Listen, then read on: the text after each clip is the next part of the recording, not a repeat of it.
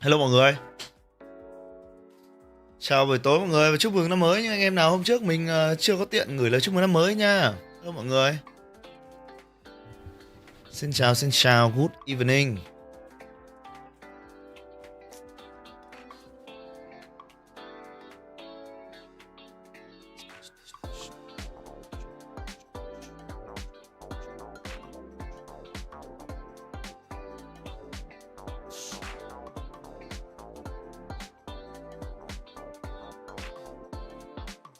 Sao trước mấy trận không xem á? Tôi cũng xin anh em là hôm mùng 4 tôi sủi rồi mà. Tôi xin từ trước Tết luôn đấy chứ. Tại vì năm nào bọn tôi cũng có một dịp nghỉ hồi đầu năm. Tôi cũng phải đi việc tí anh em ạ. Ok nhanh Vũ Phạm ơi. Thật ra mấy trận kia cũng hơi bịa anh em ạ. Hôm trước thì cũng có mấy trận hay, nhưng mà ví dụ là trận ra quân của ULF hay là trận ra quân của Vitality, nhưng mà nói thật là gặp đối thì nó cũng không căng lắm anh em ạ. Ngày hôm nay thì chúng ta cũng xem cái trận nó gọi là căng thẳng anh em ơi.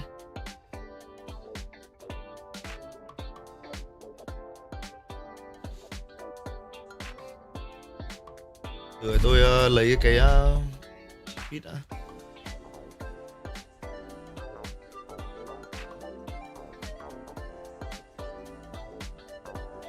Nay thì sẽ có 2 trận, toàn các team đang bắn ở trên VCT EMEA bắn với nhau thôi anh em ạ.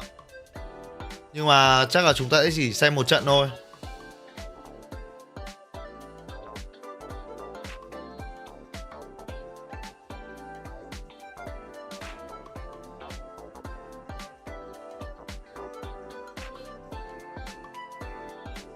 Chỉ có 2 hôm thôi mà anh em.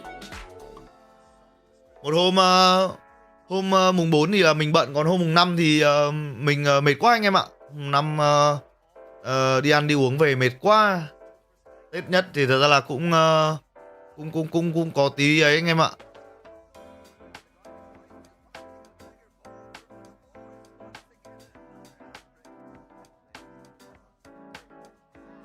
Hôm trước xem ý là ngồi xem lại chỉ số, xem lại Zeplay của cái trận Vitality Focus, trông nó smurf điên anh em ạ. Mẹ mà chỉ số 5 thằng xanh le. Anh nghĩ có khả năng nào về việc team Vitality thất bại ở mùa giải này sẽ vung tiền kéo layup Fnatic về không? Không em ơi. Anh không nghĩ là như thế. Họ đầu tư họ cũng tính toán lắm em ạ. Nhiều tiền thì nhiều tiền, nhưng mà không phải cứ thích ném tiền ra là được đâu.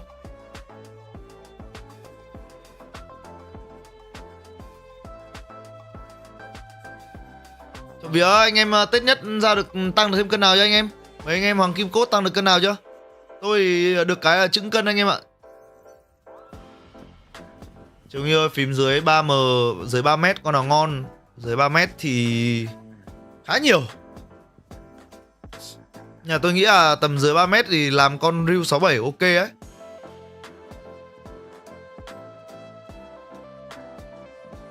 Con Ryu 67 của Melgic ok này. Chỉ là tìm mấy phiên bản đầu của Melgic Melgic Mate 68 cũng được ok luôn. Mấy con Mate 68 đời đầu giá cũng tầm đấy rồi à. 3 triệu còn con gì nhỉ? 3 triệu.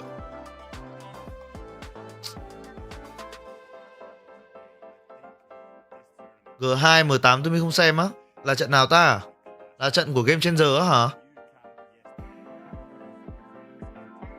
Game Changer thì có xin bản quyền đâu anh em, mà coi thoải mái thế. Chẳng mình đá vào tí thì các anh chị không nói ý kiến gì thôi, chứ ngày nào cũng xem mình chết. Dưới 400k có pass nào ngon không á? Nhỉnh tí thì chắc là có con ATK 99G ở trong giỏ hàng của mình, bản X-Shop ấy. Anh em tìm con ATK 99G hoặc là God Chosen anh em ạ. God Chosen mấy bản Apollo, Chaos các thứ ok ấy. Tôi cũng phải tiết lộ mọi người luôn là mình cũng đã lên script cho một vài những cái video rồi. Quan trọng nhất là cái tiến độ edit video của editor thì nó sẽ như thế nào thôi. Còn mình nghĩ là kịch bản và phần record thì mình làm rất là nhanh. Ngày mai thì mình sẽ gửi record và kịch bản đi cho editor. Xem thế nào đã. Tầm này nên mua ATK F1 Ultimate không Tumi hay đợi chuột mới luôn? Tùy vào nhu cầu chứ. Nếu bởi vì thật ra là nói thật thì con ATK F1 nó cũng không phải là một con chuột quá là đắt đỏ ở thời điểm hiện tại. Anh em có thể tìm những cái sản phẩm ATK F1 lướt cũ thì chỉ loanh quanh tầm những bản gọi là bản cao cấp nhá, như kiểu là Ultimate hay là Extreme, có khi cũng chỉ loanh quanh khoảng tầm 1,2 triệu đổ về thôi. Nó không phải là một cái sản phẩm quá đắt tiền. Đấy, tất nhiên là đắt tiền như thế nào thì tùy vào cái hầu bao của mỗi người. Với mình thì nó không phải là sản phẩm quá đắt tiền. Vì với mình đắt tiền nó sẽ là những con sản phẩm như kiểu là tầm từ giá từ khoảng 2,5 triệu đổ lên thì nó sẽ là phân khúc cao cấp, còn tầm trung nó sẽ là tầm 2,5 triệu cho đến 1,6 triệu, 1,7 triệu sẽ là tầm trung. Đấy, còn bên dưới 1,6 triệu, 1,7 triệu thì mình nghĩ là cái giá nó vẫn chấp nhận được. Đấy. Tại sao team Vitality được gọi là super team hả anh? Nếu được thay một vị trí anh kỳ vọng sẽ thay ai để Vitality có thể đúng như kỳ vọng á? Thật ra tại sao lại gọi Vitality là super team? Bởi vì là họ mang những player rất là chất lượng đến từ những đội tuyển khác nhau về để xây dựng thành đội hình. Đấy, họ gọi là mua sao từ đội khác về thì đấy là lý do tại sao Vitality họ gọi là super team. Chronicle, Ducker là những ngôi sao, Profect là một ngôi sao, hay kể cả là vị trí của Zampi cũng là một IGL rất là sáng giá. Đấy không gọi là super team thì gọi là gì nữa đúng không?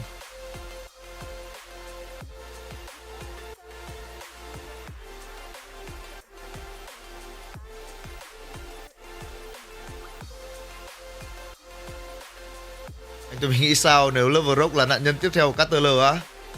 Làm gì đến nỗi? Hắn ta nhận xét sai mà. Hắn ta xem clip rank của LUব্যৱNG thì có nói lên cái gì đâu anh em, không phải sợ.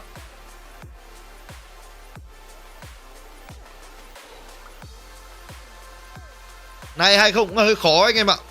Anh em phải hiểu là Vitality thì họ mang đến đội hình mạnh nhất, nhưng mà ULF cũng là đội hình mạnh nhất kể từ khi họ được lên franchise anh em ạ. Đây chính là đội hình giúp họ nâng cao chức cúp vô địch tại VCT Ascension năm ngoái. Đấy. Anh tôi nghĩ sao về hải tặc mới nhú mang tên LUველNG à? Chuyên môn bằng... Thôi, nói thế thì kỳ cục quá. Nói chung là với Senna Humor bằng không thì tôi nghĩ là hơi khó anh em ạ. Khả năng hải tặc này chưa ra đến biển đã chết đuối. Anh ơi, cảm giác cầm của DAV3 Pro có dùng ATKZ1 V2 không? Anh nghĩ là DAV3 Pro nó hơi to hơn một chút. Cảm giác là người tay to hơn sẽ thích con DAV3 Pro.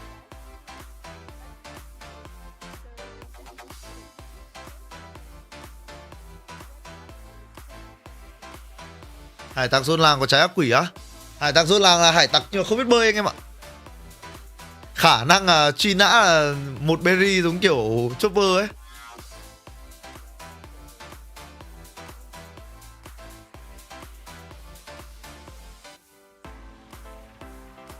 Hiện tại thì mình cũng đã gọi là xong một cái kịch bản gọi là review một con patch chuột. Nói chung là phân khúc mình sử dụng thì đa phần với một số anh em thì nó có thể được coi là cái phân khúc endgame rồi anh em ạ.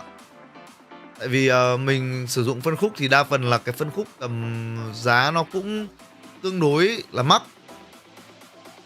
so với gọi là nhu cầu trung bình của anh em. Đấy. So với gọi là trung bình. Tất nhiên là so với những anh em gọi là chơi high-end, chơi artisan, không phải là chơi pass của thương hiệu artisan mà là chơi hàng gọi là hàng sưu tầm ấy thì không nói. Nhưng mà với gọi là phân khúc phổ thông thì mình cũng là setup của mình cũng là tương đối giá trị rồi. Đấy, nhưng mà bù lại thì mình sẽ có những cái review nó thực tế cho anh em. Ví dụ như là sản phẩm mình đang sử dụng ở đây là con ATK F1 Ultimate chẳng hạn, thì mình sẽ có một bài review. Mình nghĩ là cái trải nghiệm cá nhân thôi. Nó bảo là review chi tiết thì không dám. Mình không gọi là chuyên môn đến mức đấy mà gọi là review chi tiết anh em ạ. Đấy, thì sẽ có một bài review về con ATK này, một bài review về con pad mình đang sử dụng. Không phải là review mà là mình sẽ gọi là chia sẻ kinh nghiệm mình sử dụng pad. Đấy, mình sử dụng con pad Artisan THEO V2 này. Đấy. Có thể là con bàn phím này nữa, nhưng mà nói chung là mình kinh nghiệm sử dụng bàn phím của mình thì mình không nghĩ là mình pro như thế anh em ạ.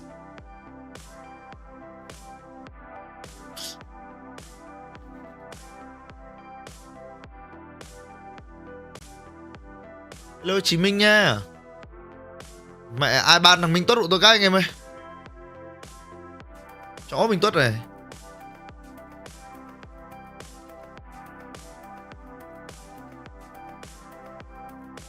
Ở Việt Nam có bên nào sẵn hàng ATK RS6 Ultra Adpad không?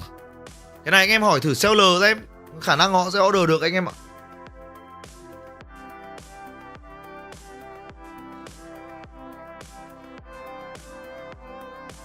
Apollo bề mặt mịn hay nhám vậy á? Theo những gì mình sử dụng thì khá là mịn anh em ạ. Nếu nói mịn không chính xác lắm nhở. Bề mặt của nó giống với cả Zero, khá là giống cả Zero anh em ạ. Nhưng mà kiểu vải đan nó dày hơn nên là tôi nghĩ là cũng gọi là có phần mượt hơn Zero một chút. Cái glide sẽ mềm hơn ở trên Zero. ESPORTS Nation Cup chốt line-up cuối tháng 4, vậy Master Santiago chắc quan trọng nhất.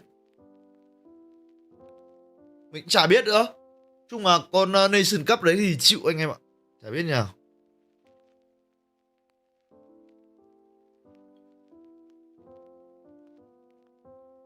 NC Valorant có 2 đội C đi bằng vòng loại, tôi nghĩ Việt Nam có cửa đi không á? Hơi khó nhưng mà tôi nghĩ là được. Trong khu vực mình thì nhưng mà có 2 đội C đi bằng vòng loại thì tức là Paperec có tính là C không? Direct invite.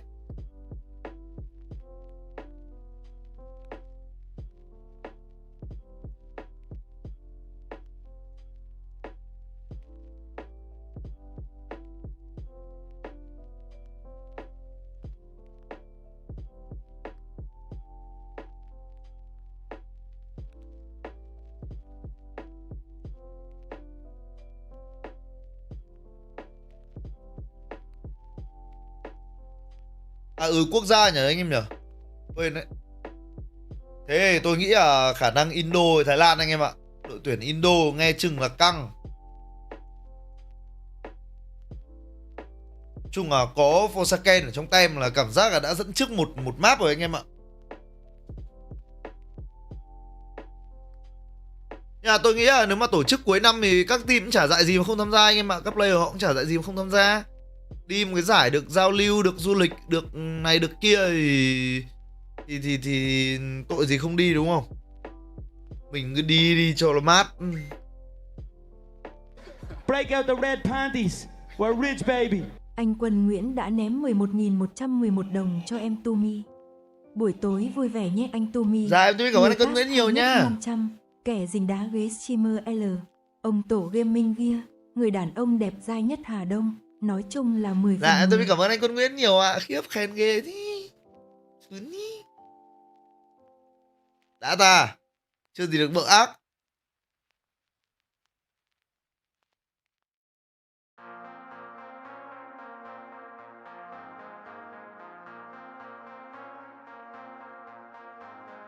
Mình cho em hỏi là nên mua ATK X1 V2 Ultimate hay Razer V3 Pro SE ạ? Với cùng một mức giá như vậy thì mình nghĩ là Viper V3 Pro SE nó không có điểm thua anh em ạ. Nói gì nói, khi mà anh em mua những sản phẩm đến từ Razer thì cái cảm giác cầm của anh em nó đã khác biệt rồi. Cái build của Razer ai bảo thì tôi cũng chịu, nhưng mà không thể nào nói là build của ATK chắc chắn và đầm như kiểu mấy con Razer được anh em ạ. Hàng đắt tiền nó khác hẳn hơn đấy.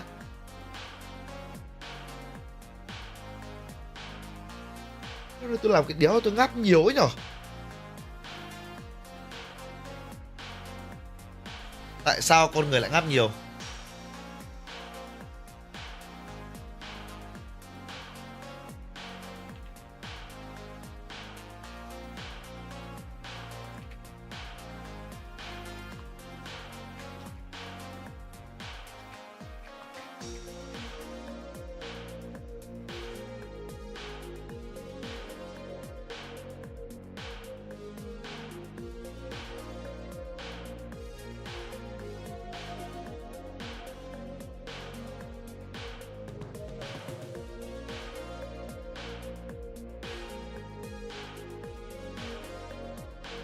Này phải Vitality là bắn PGL không á? Bắn PGL thì là khác anh em ơi.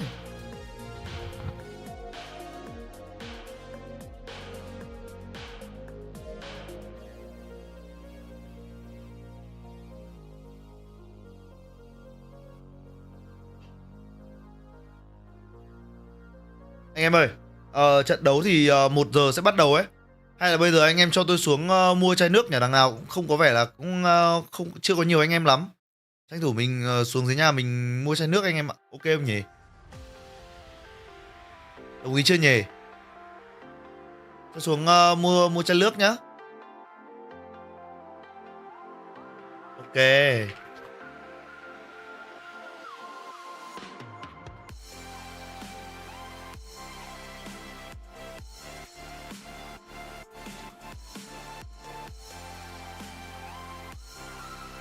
Đợi tôi tí tôi ghim cái tin nhắn đã lên nữa nha.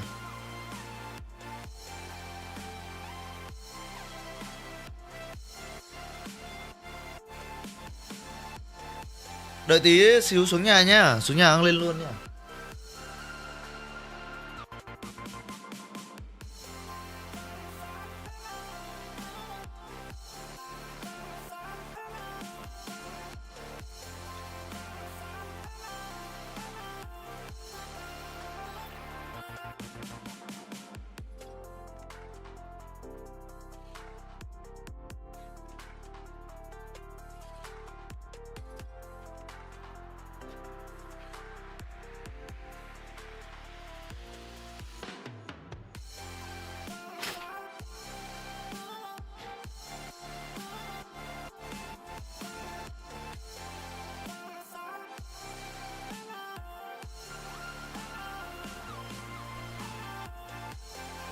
Then you have that tier 1 experience from different players as well.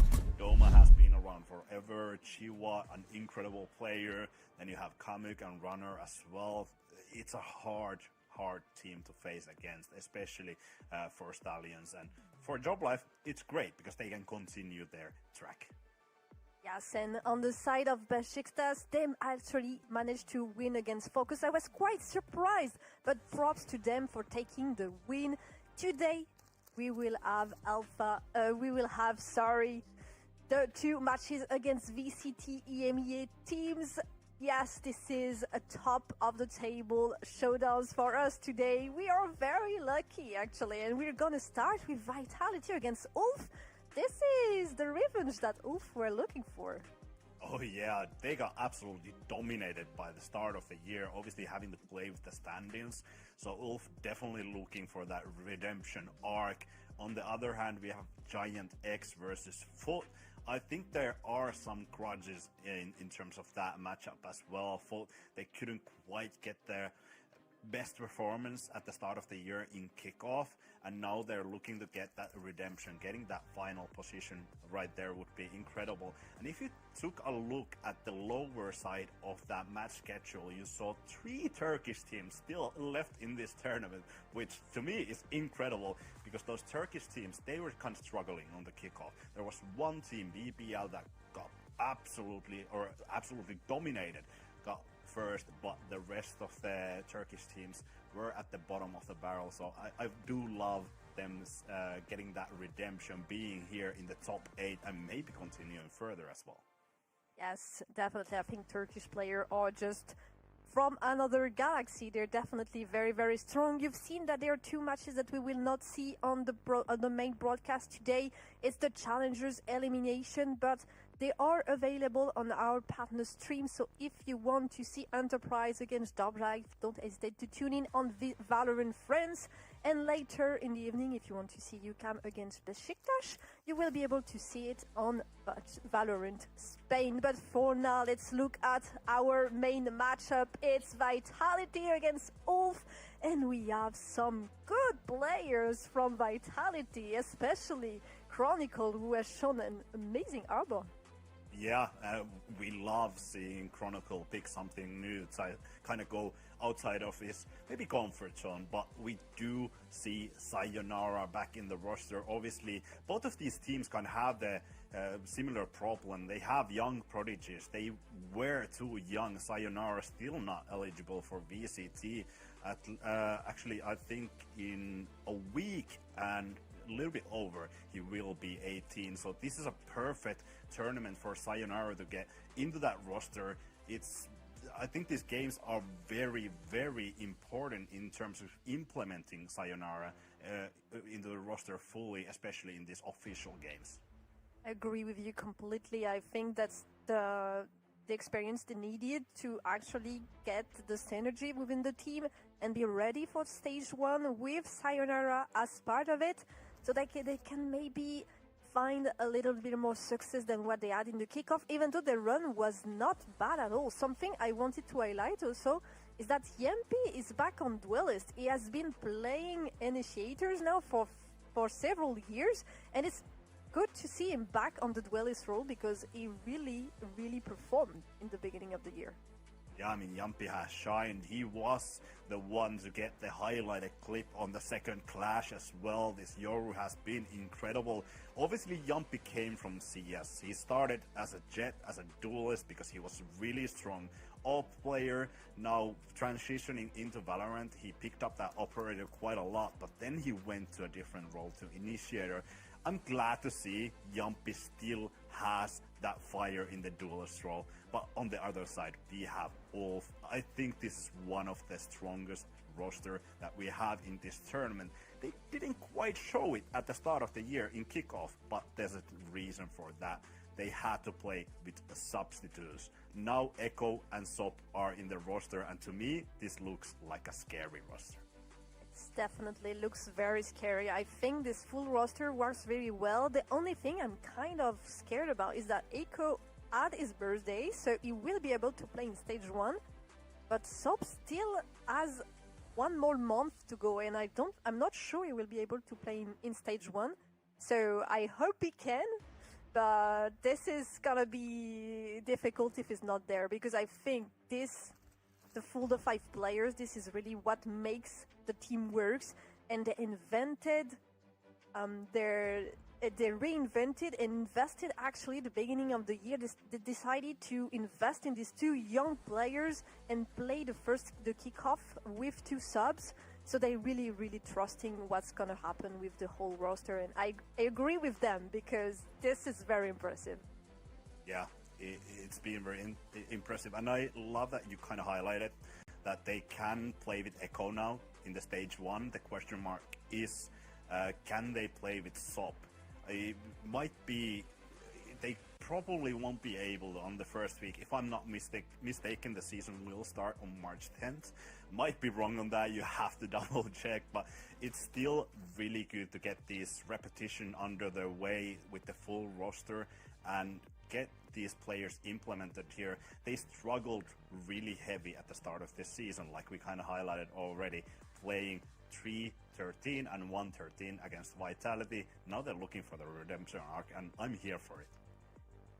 For now, it's more than a redemption arc. I think facing Vitality is kind of the true test, because this is not only mid-season clash.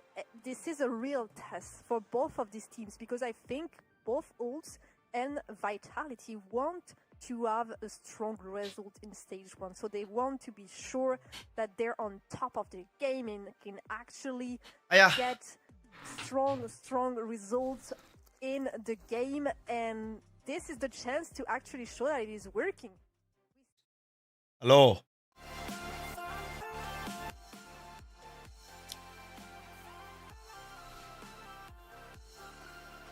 Giải này mấy cậu trẻ của ULF có bắn nha anh em ơi. Có bắn đấy. Hello Sất Vi nha, hello mấy anh em. Quay lại ở đây. Say.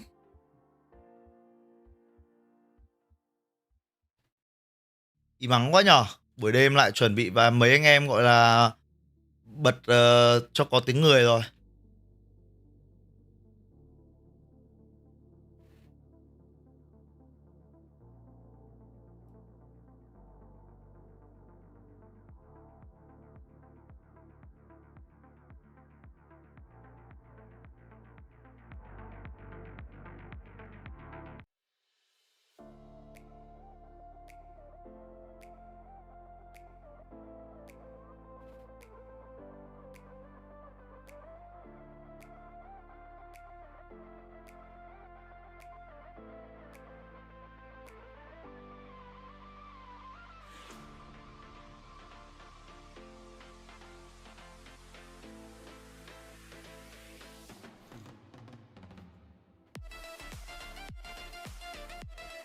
Dạ, chúc mừng năm mới Việt Nguyễn Hoàng nha. Cảm ơn người anh em nhiều nha. Set bắn đến map mấy rồi?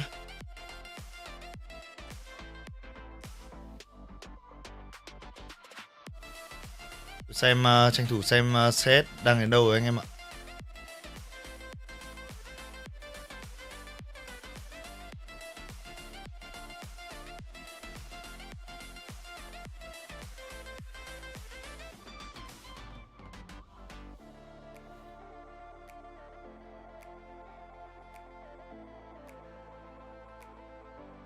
Yep. Bắn chung kết BO5 mà Vitality nó đã 2-0 rồi anh em ạ. Khả năng đến hết map 1 là chúng ta được trả view thôi.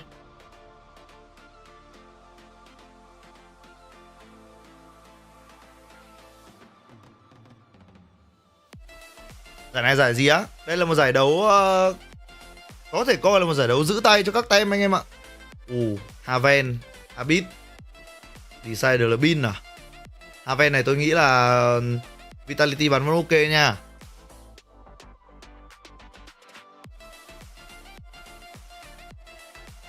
JPEG xài kiểu gì vậy? Em donate hình như 3 lần 10k rồi mà không thấy á. Lấy đâu ra? Có thấy gì đâu.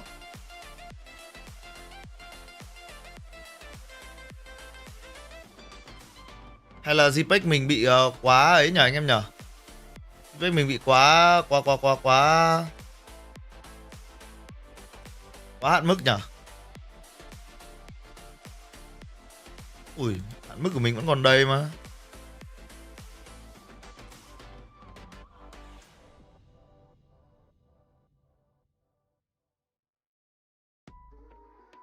Mức còn nguyên anh em ạ.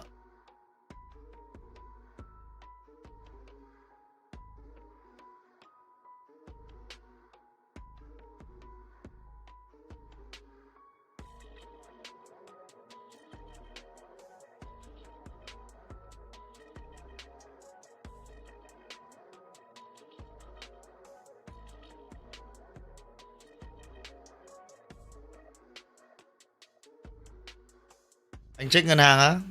Ui giời ơi.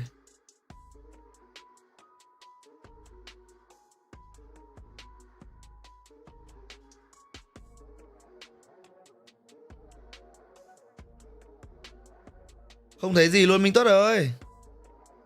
Có thấy một lần 10k này, 1:03 à? Có một lần. Mình có theo dõi mấy bộ manga không á? Một vài bộ. Bây giờ mình không có thời gian theo dõi nữa rồi.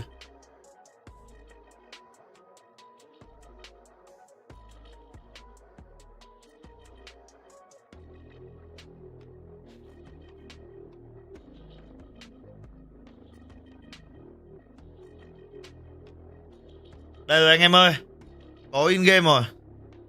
Let's see. Yes, It's they completely are. changed, yes. Okay. Wow, they're running with the sky as well. I do love that. The Yumpy actually kind of shifting away from what he has done this year. He's going back to the sky. Obviously, he's played THEO and Sova this year, but Yumpy Sky was something that we kind of saw a lot in Fracture. I do love Sky here, especially against this Viper. It allows you Vitality bắn Chamber, Sky, Viper, Dẹt. Một cái com mà tôi thấy là hình như là com này là com của 2022 anh em ạ. Nếu mà bỏ cái con Viper ra thay bằng con Sova, tôi nghĩ là sẽ khá là giống team com của 2022. With our lovely caster, Volt and Morgan, the floor is yours.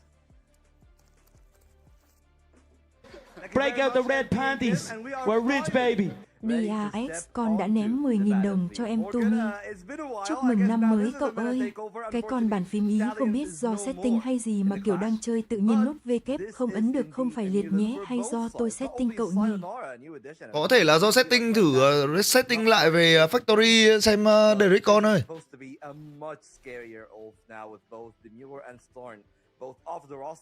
Tôi nghĩ là nếu mà ULF ăn được một map thì cũng không có gì bất ngờ đâu anh em ạ, bởi vì đội hình của họ cũng chất lượng mà. Except it only feels like I'm a little bit late to the party though, because again, just as you said, we lost our only MENA representative with Stallions going and getting knocked out immediately. I wish that this team could have had a Kai play with them. That guy is a legend. He's a menace to play against.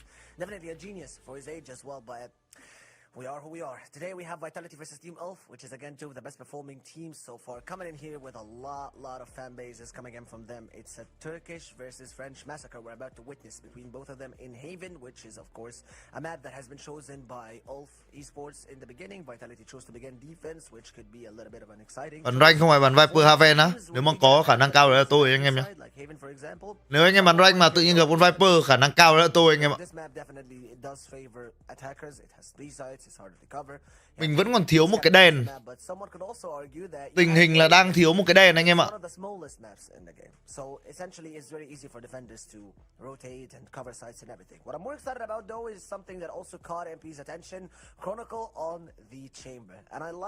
The diversity in the agent selection between both of these two. We only see like one of two agents get duplicated between both of them, but going for the Jet instead of the Neon, going for the Chamber for a little bit of more attacking and let's say capabilities when it comes to defense. You get that free op to cover sites and everything. I like the agent selection between these two teams, and I'm excited to step into the first game, which is Haven. Yeah, here's the thing. I understand why Vitality are picking defense. Sure, like theoretically, indeed, Haven is an attacking-sided map, but that means that you kind of set the pace for what your next off is going to be. You get 7 rounds, maybe like 8, depending on how good the first off can go for Vitality. Này chỉ có 200 mắt á. Thôi anh em ơi, tầm này toàn các tứ hoàng online, mình 200 mắt là yên tâm rồi. Bây giờ mình 200 mắt là đẹp rồi anh em ạ.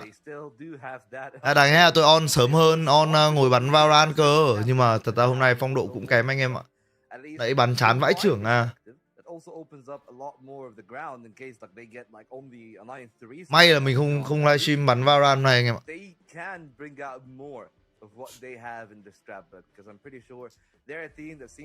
Lâu mấy anh em mới vào nhá.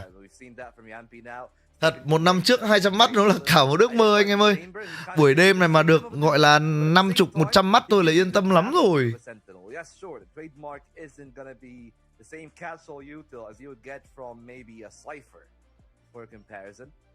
Giải này thuộc hệ thống của Riot không á. Giải này là được Riot ủy quyền anh em ạ.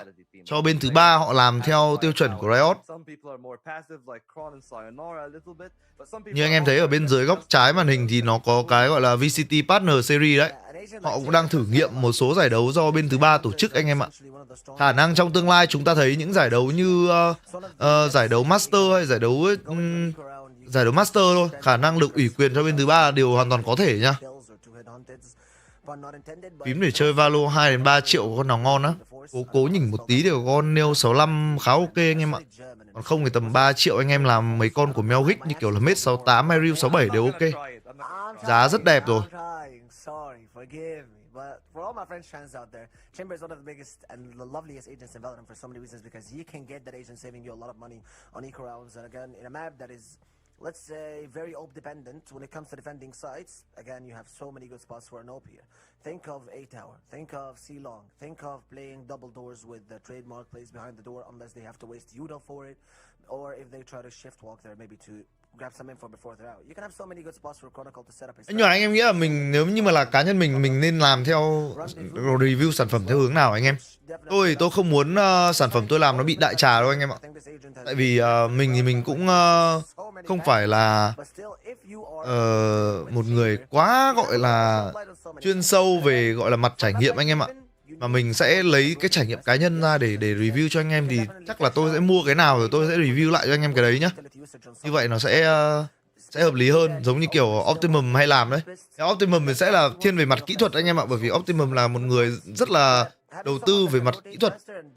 Mình sẽ lấy trải nghiệm cá nhân ra để review cho anh em ấy nhé.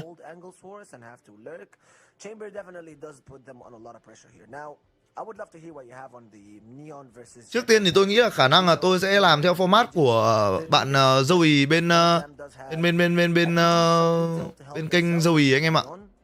Joey mà có làm với cả bên phong cách xanh á. Mình sẽ làm theo phong cách đó trước để xem là chất lượng sản phẩm như nào nha anh em. Tại vì bây giờ mình cũng chưa có giỏi về cái khâu quay chụp để mà mình tức là kiểu mình không biết cách để chưa biết cách để quay những cái shot B-roll ấy. Kiểu nó không có được gọi là pro VIP anh em ạ, nhưng mà tôi nghĩ là chắc là ai cũng phải bắt đầu từ đâu đó thôi nhỉ.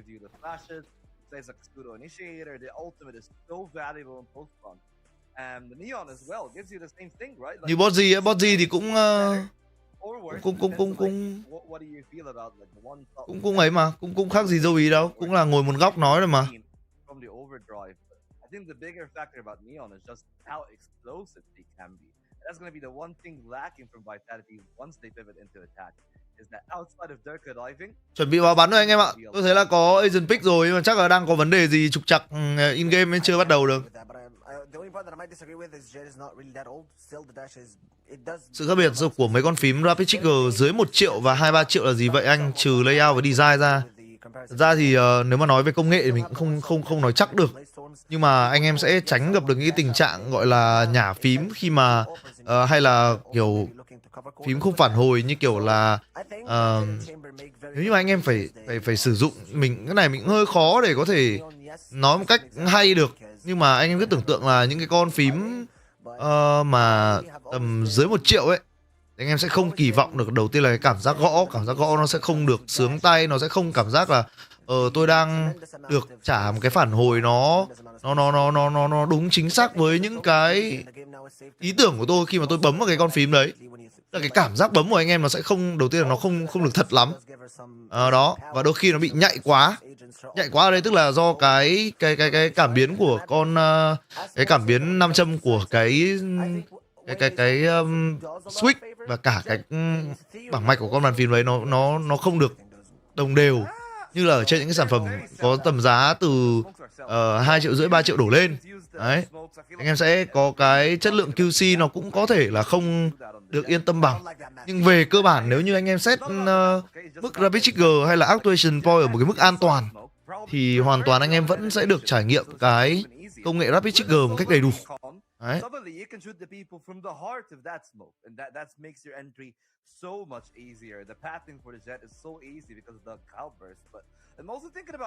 Tao bảo mày cho mượn con bàn phím HE, mày có cho để tao thử đâu á? Em có mỗi một con thì em cho anh mượn kiểu gì? Ngày nào em cũng chơi thì em cho anh mượn kiểu gì? Hà bảo là ok, có 1-2 con bàn phím để còn thay. Và thôi sẽ cố gắng anh em nhá. Tôi sẽ cố gắng thử mua 1-2 con nữa về trải nghiệm. Xem là nếu như mà mình dùng những cái con tầm ít tiền hơn thì nó sẽ như nào. Khi mà mình đã dùng quen cái con gọi là tầm giá tầm trung này rồi.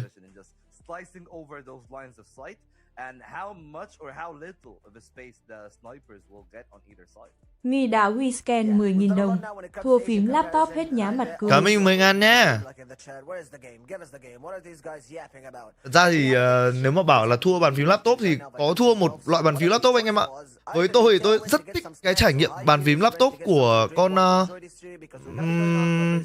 MacBook. mình dùng MacBook xong mình cảm thấy rất là ưng cái bàn phím MacBook anh em ạ.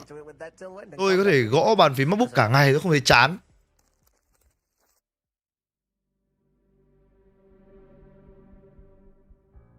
Vẫn chưa thấy vào game anh em nhỉ? Vậy chúng ta lại phải đối mặt với cả một cái technical power đấy. Tôi tin là sẽ là technical power anh em ạ. Tôi tin thì chúng ta sẽ có một cái technical power ở đây.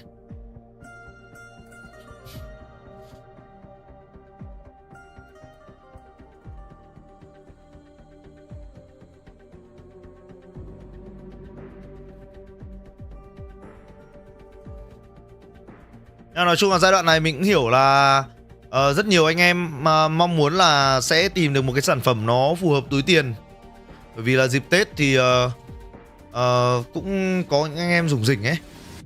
Như tôi cũng gọi là đầu tư vào một sở thích một chút anh em ạ. Tôi cũng lâu tôi không tặng mình một món quà gọi là thực sự tử tế. Thì tôi đã quyết định là đầu tư là ok, tôi nghĩ là tôi muốn một con chuột nó có thể gọi là phù hợp với cả dáng cầm của tôi. Bởi vì là sau khi cầm con con ATK F1 này thì vốn dĩ nó không vấn đề gì anh em ạ. Nhưng mà đơn giản là bởi vì mình bị FOMO với cả những con chuột gọi là lỗ lỗ ấy. Tôi muốn thử cái cảm giác cầm những cái con chuột nó high-end một chút, như là BLV hay là như là Final Mouse một lần, xem là cái cảm giác có như nào. Đấy. Chứ con ATK F1 này thì tôi nói với anh em là nó vẫn siêu ngon nhá. Nó vẫn là siêu ngon luôn đấy. Ở tầm giá gọi là dưới 2 triệu thì chắc là con này nó cũng là một trong những con khá vô địch đấy. Chắc là con này tôi sẽ không pass. Tôi đoán là tôi sẽ không pass, bởi vì tôi sẽ kiểu để làm con chuột backup ấy.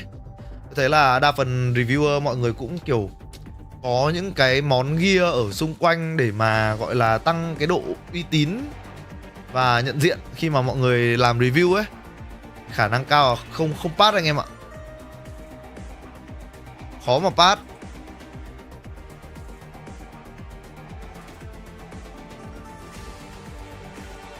Anh có giải thích được cái Rapid Trigger trên con Super Strike của Logitech không? Nghe ảo vừa lứa. Thật ra thì cái Rapid Trigger đấy nó cũng giống cái đấy, thì nó chính xác của nó là hold effect anh em ạ.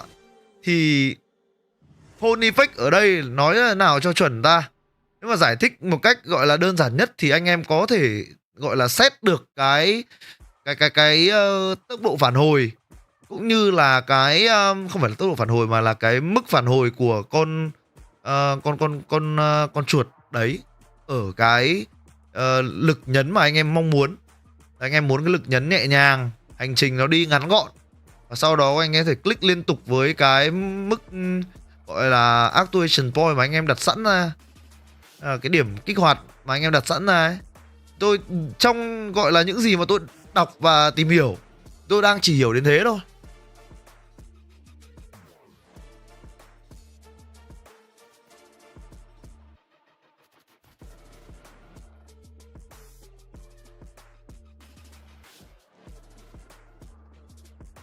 Em GA đẹp á? Ý là GA cho anh em thì tôi thường sẽ chọn GA hàng mới anh em ạ.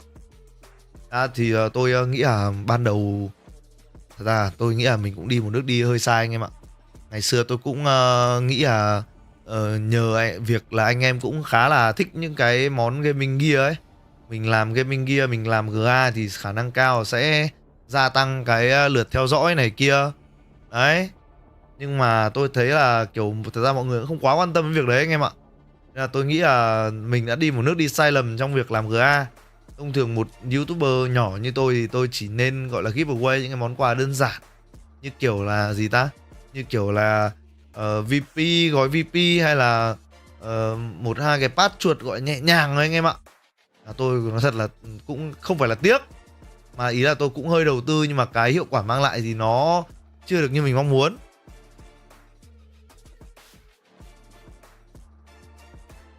Anh Tumi có ATKZ 1v2 không? Hãy không có em ơi.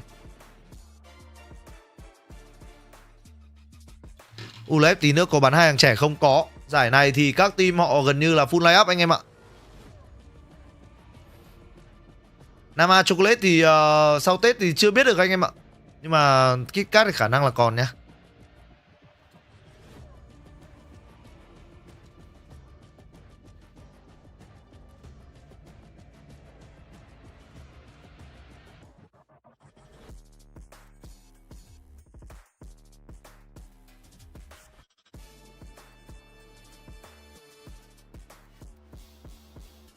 Có màn nào 144HZ tầm 3 triệu ngon không á?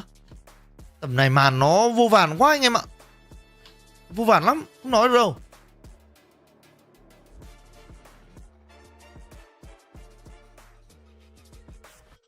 Em thích kiểu cầm của DAV3 Pro quá, nhưng tài chính thì theo anh DAV3 đẳng cấp hẳn để múc hay ATKZ1 là ổn rồi á? Thật ra nếu như mà là có tiền để múc DAV3 thì tôi sẽ luôn chọn DAV3 anh em ạ. Cái số tiền để nâng cấp nó đáng nha. Cái lớp phủ của con DAV3 nó vẫn làm cái gì đấy khạc vãi chưởng luôn đấy. Anh em nào dùng rồi thì cũng nên gọi là chia sẻ lại kinh nghiệm. Thật ra thì bây giờ nhân dịp Nhân dịp mà chúng ta chưa bắt đầu trận đấu thì tôi cũng muốn chia sẻ với anh em luôn một số kinh nghiệm. Cái này thậm chí là mình đã viết script rồi. Mình đã viết script của một cái bài chia sẻ rồi, thì mình cũng tranh thủ trong 4 phút còn lại thì mình cũng sẽ nói luôn cho anh em nhé. Anh em đang xem ở trong video này, anh em nên đặt ra cho mình đó là 3 câu hỏi anh em ạ. Nó là 3 câu hỏi. Câu hỏi đầu tiên đấy chính là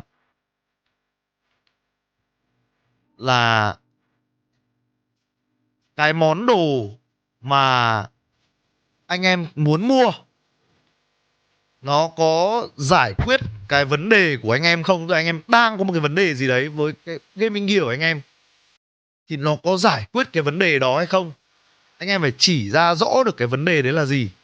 Ví dụ như là anh em chuột của anh em bị gọi là trượt quá ở trên pad chẳng hạn, anh em bị tracking gọi là có vấn đề, anh em có vấn đề về tracking ở trên pad đấy, thì đấy là những vấn đề thực sự đấy nhá. Đấy là như tôi đã chia sẻ, thì đấy là những vấn đề thực sự đó. Còn hay là anh em cảm thấy bị đau, bị mỏi tay sau khi anh em sử dụng con chuột của anh em sau một cái session khoảng tầm 1 tiếng 2 tiếng, thì đấy là một cái, đấy gọi là vấn đề thực sự. Còn anh em có thể gọi là nhìn ra được, anh em có thể cảm nhận được, trải nghiệm được khi anh em sử dụng, thì đấy gọi là vấn đề. Còn cảm giác là gì? Là anh em xem một cái video review của một YouTuber nào đấy, anh em thấy một tuyển thủ gọi là đổi chuột, giống như tôi này, tôi thấy Chronicle chuyển thì tôi cũng chuyển đấy. Rồi setup của anh em nhìn một hai món nó cũ cũ, anh em muốn thay đấy, không có cái gì hỏng nhưng mà anh em vẫn cảm thấy là mình nâng cấp, thì đấy là cái người ta gọi là cảm giác anh em ạ. Thì nếu như mà anh em muốn test xem là anh em đang cảm giác đấy hay là anh em đang thực sự gặp vấn đề, anh em tự đặt ra một câu hỏi là anh em có thể mô tả cái vấn đề đấy của anh em trong một câu mà không dùng từ tốt hơn đấy. Ví dụ như là tôi muốn một con chuột tốt hơn, đấy chắc chắn là cảm giác. Còn nếu như mà chuột này làm tay tôi đau khi mà tôi sử dụng con chuột này lâu, thì đấy là vấn đề thật đấy, ví dụ thế. Nói chung là cảm giác thì nó chẳng có vấn đề gì đâu, quan trọng là anh em mua thì anh em có thể mua hoàn toàn bởi vì thích, nhưng mà nó sẽ không thay đổi cái trình độ của anh em, hay là nó không thay đổi cái trải nghiệm của anh em đâu, đấy là sự thật. Vấn đề thì nó sẽ ảnh hưởng đến cái hiệu suất chơi game của anh em, nhưng mà cái cảm giác thì nó chỉ làm ảnh hưởng đến ví tiền của anh em thôi anh em ạ. Đấy, anh em cứ tưởng tượng là như thế. Những cái đấy là những cái tôi chia sẻ dưới cái kinh nghiệm cá nhân của tôi nha anh em nhé. Còn nếu mà về cái thứ tự gọi là thứ tự nâng cấp một cách hợp lý nhất ấy, thì anh em phải đảm bảo điều đầu tiên đấy chính là cái máy của anh em. Máy tính nhá, đây anh em viết, mở giấy ra viết vào thôi. Một cái gọi là sách giáo khoa này. Thứ nhất này, đảm bảo mức FPS ổn định. Đấy. Đảm bảo cho mình một mức FPS ổn định, tức là máy tính của anh em nó phải chơi cái con game anh em muốn ở cái mức gọi là tối thiểu bây giờ hiện tại thì ít nhất nó phải là 300 FPS là đẹp nhất anh em ạ.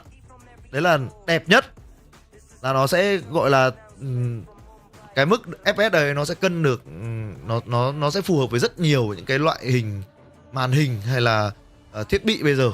Khoảng tầm 300 FPS nó sẽ là binh nhất. Còn không, tất nhiên 180 cho đến 200 FPS nó vẫn là ổn. Đấy. Tiếp theo, nếu mà FPS tụt dưới tần số quét màn hình thì tất cả thứ khác nó đều vô nghĩa anh em nhé. Tức là máy tính anh em không đủ khỏe và mọi thứ nó đều không còn ý nghĩa gì ở đằng sau nữa.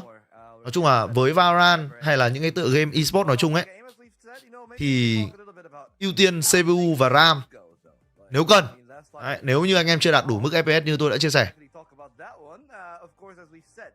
Tiếp theo là cái sự ổn định của anh em khi sử dụng.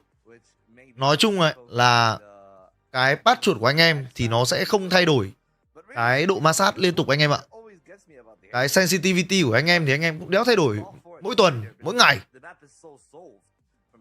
Đấy, thế nên là hãy cố gắng xây dựng cái muscle memory dựa trên cái trải nghiệm của anh em với con chuột, với cái pad.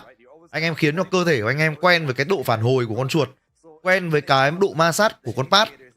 Thì đấy là cái mà anh em cần phải lưu ý. Đừng có xây dựng cái muscle memory trên một cái nền tảng là gì?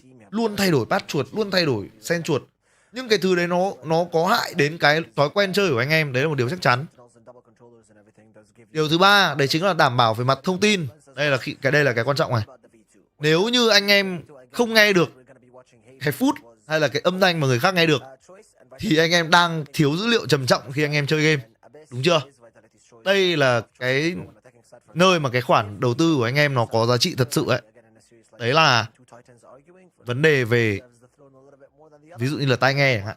Tai nghe của anh em. Tai nghe của anh em đã nghe được đúng cái âm thanh mà anh em cần chưa? Đó. Anh em phải hiểu như thế. Anh em đã có một cái tai nghe mà nó đã đủ để anh em nghe được đủ mọi loại âm thanh chưa?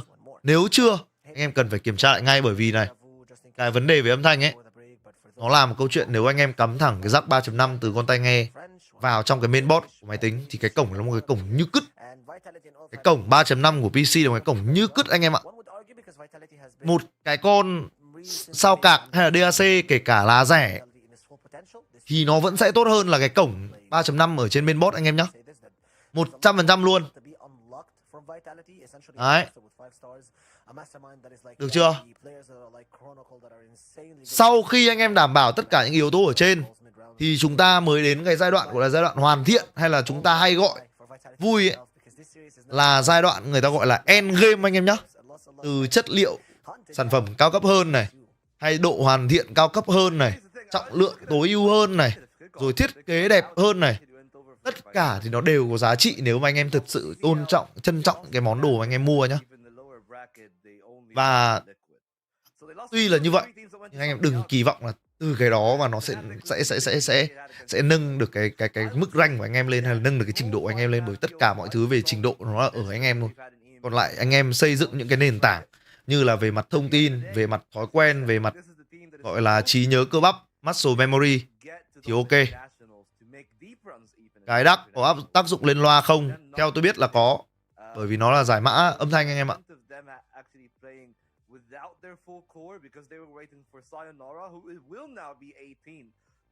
Nếu như anh em đang cân nhắc nâng cấp một cái món gì đó ấy, thì anh em hãy đặt ra 3 câu hỏi.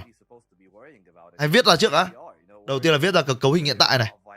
Tiếp theo là nâng cấp món gì này. Ngân sách của nó là bao nhiêu. Sau đó tự hỏi lại 3 câu hỏi là: 1.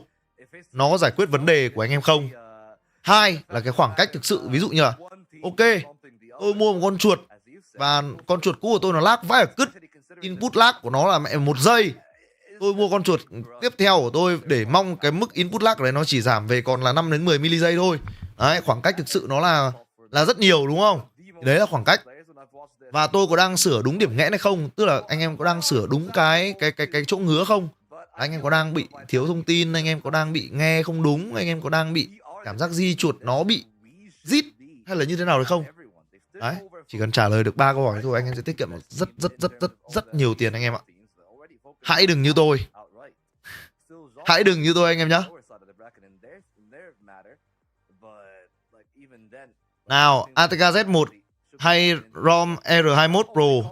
ROM R21 Pro giá quá đẹp anh em ạ. Em đã thử nhiều con Viper Superlight, chỉ có con DAV3 cầm vào là sướng tay, hay do em cầm POM, em đang dùng VXR1 thấy cấn. Z1 thì chưa được cầm, nhưng mà giống EC2 quá, em muốn cầm như DAV3 thì cứ DAV3 thôi. DAV3 là cái sản phẩm nó quá hoàn thiện dành cho những em chơi POM anh em ạ.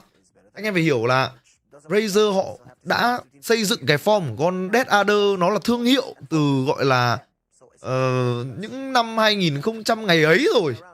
Con DA nó đã sống từ những ngày đấy rồi cơ anh em ạ.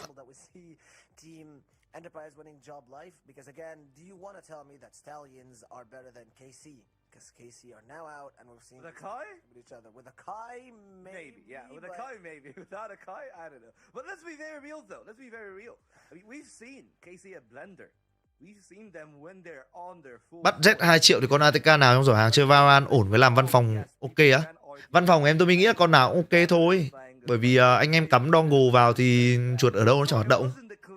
Nếu mà lựa chọn mà an toàn thì có thể lựa chọn con M Châu A7 ấy, bởi vì nó có cả Bluetooth thì anh em đi làm văn phòng vẫn là ok. Budget 2 triệu thì quá thoải mái, 1 triệu cho con đấy thôi, còn 1 triệu còn lại anh cầm đi hát là đẹp. Có phải hôm mùng 4 Tết anh ngồi cà phê ở chỗ Bùi Thị Xuân đúng không á? Ui, ê dạo này tôi gặp nhiều người gọi là quen ở ngoài đường lắm anh em ạ. Tức là nhiều bạn viewer ở ngoài đường ấy, nhưng mà anh em gặp mình anh em không vào chào. Hôm mùng 4 Tết mình ngồi ở ngay Bùi Thị Xuân mà, mình còn đi ngồi với cả bạn thân mình mà. Bạn nữ, tin chuẩn. Này, bạn khai báo cả người yêu rồi nha. Mình hay ngồi ở House Cà phê anh em ạ. Quán đấy là quán tủ của mình ấy.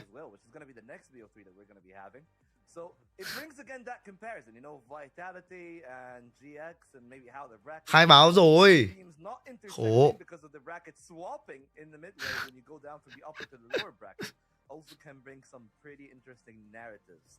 But all of that is still going to depend on whether or not we actually get which winner and which loser of those two BO3s to go either into the upper. Nói chung là nếu mà tôi đi cà phê tôi chỉ đến quán quen thôi. Ở Hà Nội thì có một vài quán mà mình hay lui tới. Đầu tiên là Mono ở trong Vân Hồ 2 với House Cà phê ở Bùi Thị Xuân hoặc là House Cà phê Nguyễn Văn Lộc. Mình hay ngồi những quán đó. Có một quán mới mình dạo gần đây mình đang thử đồ uống, đấy là quán BLUamenG anh em ạ.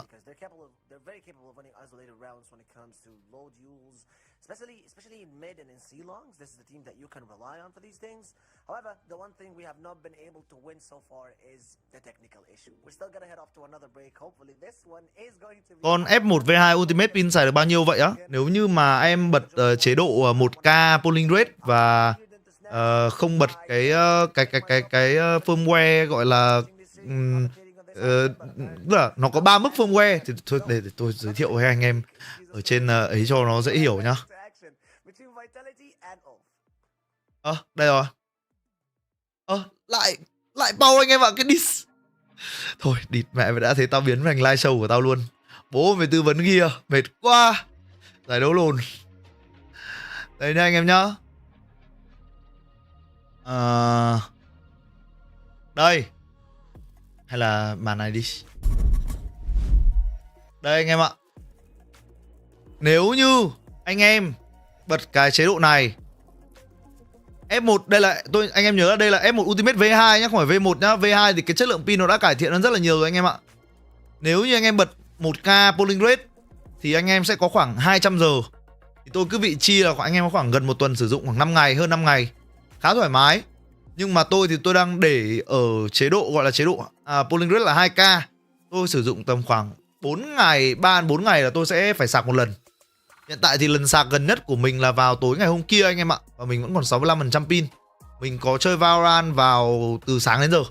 Từ sáng đến giờ mình chơi Valorant thì nó drop khoảng tầm 20%. Không quá nhiều. Pin khá là ổn.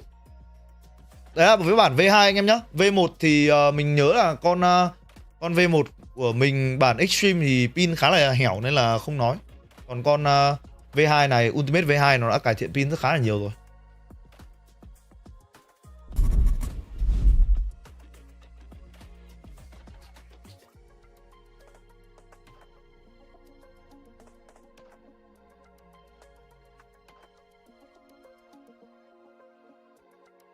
Sao giờ chưa bắn vậy ạ? Do giải đấu nó tách bao anh em ơi, tôi cũng không biết giải thích làm sao nữa. Tôi cũng muốn nói nhanh nhanh lên để anh em mình còn vào xem Vitality anh em ạ. Anh Tumi có nhận gear về review không á? Mình cũng muốn nhưng mà mình chưa có biết contact với cả ai để hỏi mượn gear về review anh em ạ. Căn bản cũng ngại ngại ấy. Mình thì cũng không phải là một người gọi là quá nổi tiếng gì ở trên cộng đồng cho cam. Thành ra là cũng hơi ngại anh em ạ. Chứ bây giờ mà có một bên nào contact về để... Tức là chắc là mình phải làm video để showcase trước anh em ạ. Bởi vì đa phần các bên thì họ cũng phải thấy là thằng này cũng phải có content review chứ, đúng không? Ý là bọn em gửi về á? Ok luôn. Anh em gửi về thì tôi có thể review một cách rất là thoải mái cho anh em, bởi vì mình cũng đã đi qua những cái stage của cái việc trải nghiệm sản phẩm rồi. Tôi đã chơi từ palm grip đến kể cả là fingertip grip và claw grip tôi cũng cầm đủ các kiểu rồi. Tôi không có một kiểu cầm nào mình chưa cầm qua. Mình cũng biết cái điểm mạnh, điểm yếu của từng cái form cầm đấy, nên là mình có thể giải thích được trong cái góc nhìn của mình. Tất nhiên là không đến mức chuyên nghiệp như những anh em gọi là trình độ cao tầm Radiant các thứ, hai Immortal Radiant các thứ, nhưng mà tất nhiên là với cái trình độ cá nhân của mình thì ok. Ok nha anh Vũ Phạm ơi, chúc anh Vũ Phạm ngủ ngon nha. Em tính gửi anh con pad của nhà Prelude á. Prelude là thương hiệu nào đấy?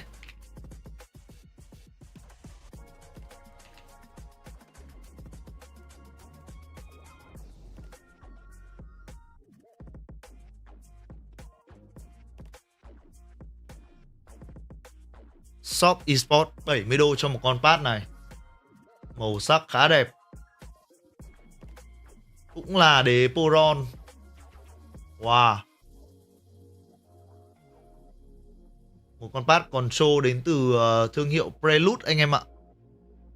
Chưa gặp thương hiệu này bao giờ. Nói chung là trên thị trường bây giờ nhiều cái tên quá, tôi cũng cảm thấy hơi ngợp anh em ạ.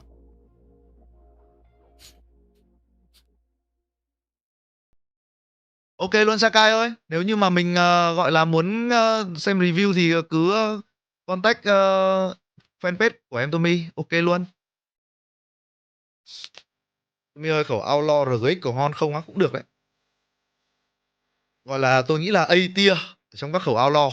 Với tôi S tier Outlaw thì hiện tại nó đang là Bow Outlaw và Exo Outlaw anh em nhé. A tier thì có khẩu RGX với cả khẩu Aracid và khẩu RGX Aracid với cả khẩu Vegas anh em ạ. Em xài con Logitech G102 chơi Valorant được 3 tháng rồi leo từ sắt lên Ascendant, xong nó double click nên giờ vào giỏ hàng xúc con ATK luôn á. Ok mà. Thật ra những con chuột có dây của Logitech thì nó vẫn ok anh em ạ, chả vấn đề gì. Như tôi đã nói rồi, nó có giải quyết vấn đề của anh em hay không mới là câu chuyện nha. Chứ còn đừng vì một cái lý do nào đấy tất mà anh em nâng cấp, bị phí tiền đấy. Ok nha Sakai ơi. Khẩu bôn có gì thế á? Khẩu bôn đẹp mà, khẩu bôn Outlaw ok mà. Ngon đấy chứ. Vô địch thì được tiền thưởng với cả nói chung là danh hiệu anh em ạ. Nhà vô địch của giải đấu gọi là đối tác đầu tiên trong năm 2026 của Riot. Bởi vì đây là giải đấu mà không phải là giải đấu gọi là tính là off season anh em nhé, mà là giải đấu mà gọi là đối tác của Riot tổ chức theo tiêu chuẩn của Riot Game. Đấy.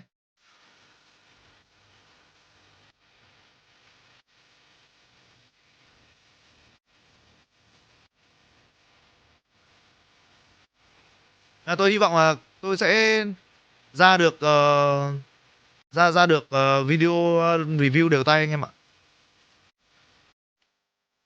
Bow Phantom ok mà. Bow Phantom tôi thấy ngon luôn đấy chứ. Bow Phantom, Bow Spectre đều ok. Kể cả Bow Frenzy cũng ok luôn tôi thề. Bộ bow ấy chả chê được điểm gì. Chắc là cái flex hơi chán thôi chứ còn lại ngon mà.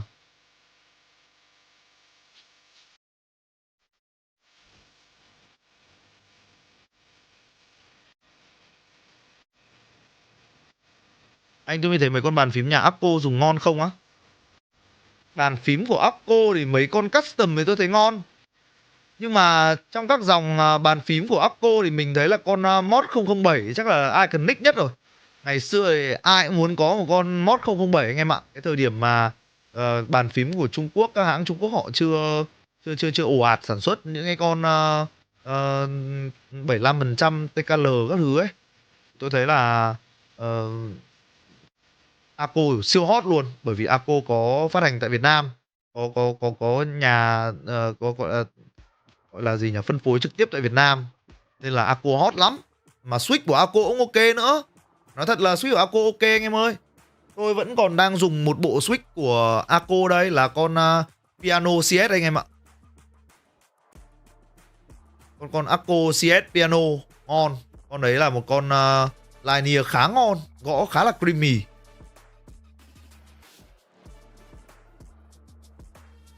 Chưa vô nha Mạnh Lê ơi, trận này nó delay quá, em tôi mình chưa biết bao giờ mới trở lại được đây.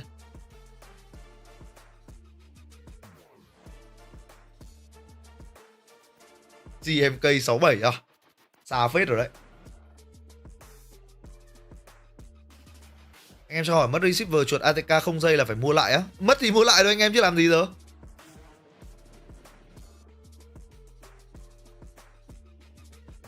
Tôi đang có một con receiver ATK X1 đây, anh em nào lấy không? Tôi cho ông anh tôi con chuột, xong rồi ông anh tôi cắm mẹ dongle 8 cao rồi chứ quan tâm gì cái receiver nữa.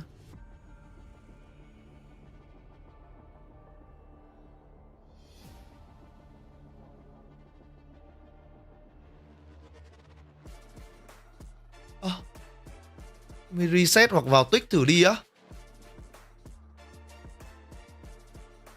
Đéo gì nhở? Cũng thế mà.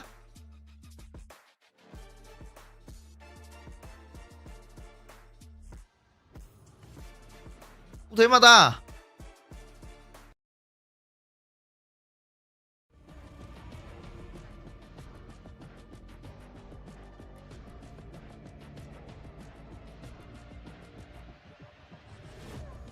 Để tôi cập nhật Discord anh em ạ.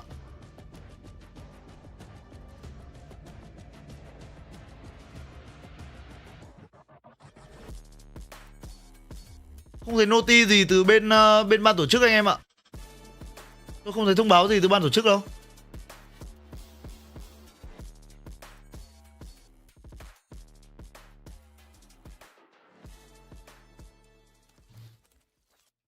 Đây, bây giờ mới ấy này. The server. No more apologies, no more technicalities. And now it's only down to the 10 players in the server and what they can provide. Vitality have shown that they are the cleanest, the crispest, the most dangerous team in EMEA Clash.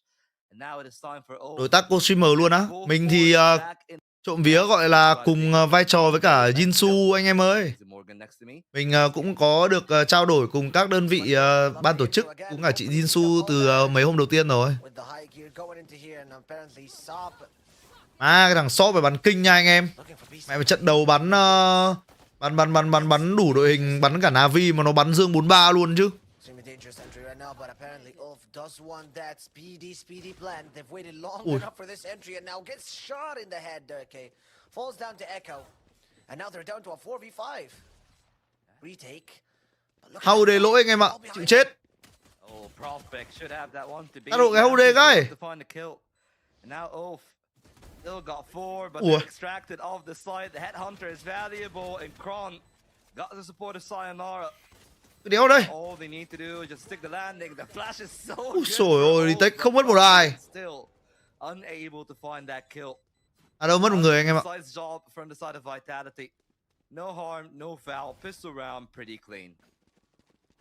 Chịu rồi. Giải ơi.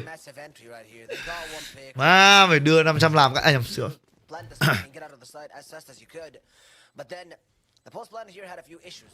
They had not known that they had 4 people behind them. Coming in from window, Neki couldn't even land any damage on either Chronicle or anybody. Maybe like one body shot landed on Sayonara, was it at the time? But it's perfectly fine.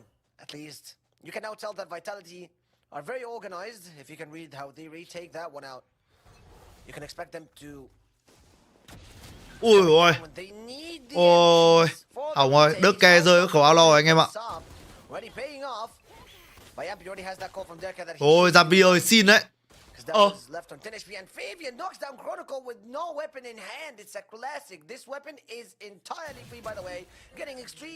Rồi Sayonara tốt này. 3v3 vẫn còn.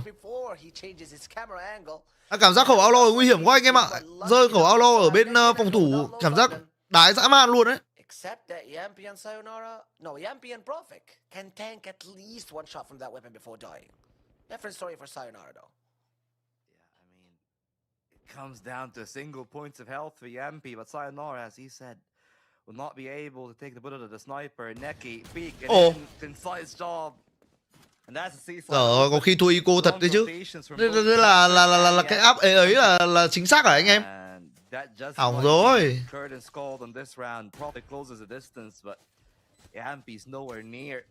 Hỏng rồi An Nguyễn ơi, spoiler. That's really the value of that second round outlaw that we've seen a lot of teams. I mean, more so. Thì giải này delay mà. We've seen a lot more in Pacific. Giải này online anh em ạ, delay là đúng rồi. Damage done by the sniper. Yampi though starting that one well. And remember, Echo still lower on health, so the Bulldog could have found the value. Ôi trời ơi, Echo nó bắn kìa. It is that sniper to find all the kills for ULF. Between the two outlaws, I think they found all 5. I really like the fact that we had one outlaw force here from top, and the moment Deck had Má cầm 2 khẩu outlaw đục chết hết luôn mà. Again, this is what Neon provides as value. Full shield in outlaw. Definitely wasn't expected as a force coming in here from Deca, so he shot one shot and he saw that Sop was dead, but Sop was prepared for shooting these double shots. And again, Echo knew he had one job here. Shoot one shot on the outlaw, tear the health down, and then get back with the rendezvous if you can to make the... Nó cứ cầm 2 khẩu outlaw nó tỉa từng người một anh em ạ. 10 máu thôi. So Yampi came, but he had no util. I remember when Guarding Glass used to rejuve back on Sky by time passing in the middle of the round, but now you have to buy them. Again, inflation, ladies and gentlemen. It's one shot by thì anh con Nico anh cút luôn mà. And it's a full save from Team Vitality. They know how crazy a team like Ui rồi. Giữa mặt. Giáp Giáp rời chịu nổi anh em ạ. Đỡ ke 03.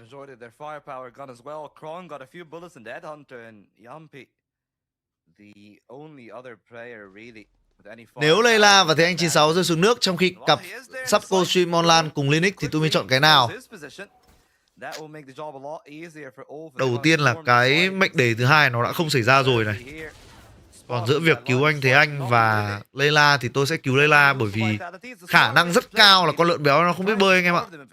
Còn anh Thế Anh thì tôi biết rồi, dân miền biển mà bảo không biết bơi bịp. Dân miền biển lại còn dân Hạ Long bảo không biết bơi. Mẹ mà ngay bịp ngang chúa anh em ạ. And this time Vitality can pay back the favor. The spike has gone over to C, but they got the guns on the side of Vitality, and they can probably play a retake off of it. Yeah, very good rotation coming in here from Vitality. They stacked 4 people on A side, and their senses, their spider senses. Đặt được quả bom ấy nhưng mà thua người này. Bên kia nhặt lại Phantom với cả Outlaw rồi thì có thể là vẫn 2-1 dành cho Vitality được nha anh em. Side here, but luckily you still have Fabian, who's fully utilized, same as Oddus, who still has kept his paranoia.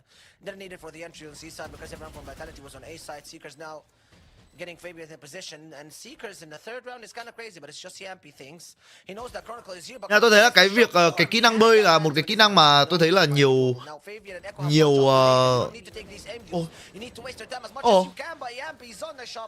ULF bắn cái round anti cô bịa như Vitality luôn mà.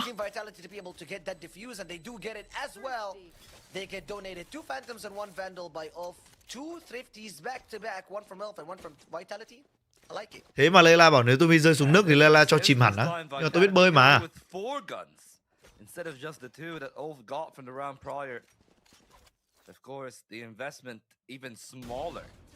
Ra mình bơi sải không tốt lắm anh em ạ. Mình tự tin với những kỹ năng như là bơi ếch hay là bơi chó hơn.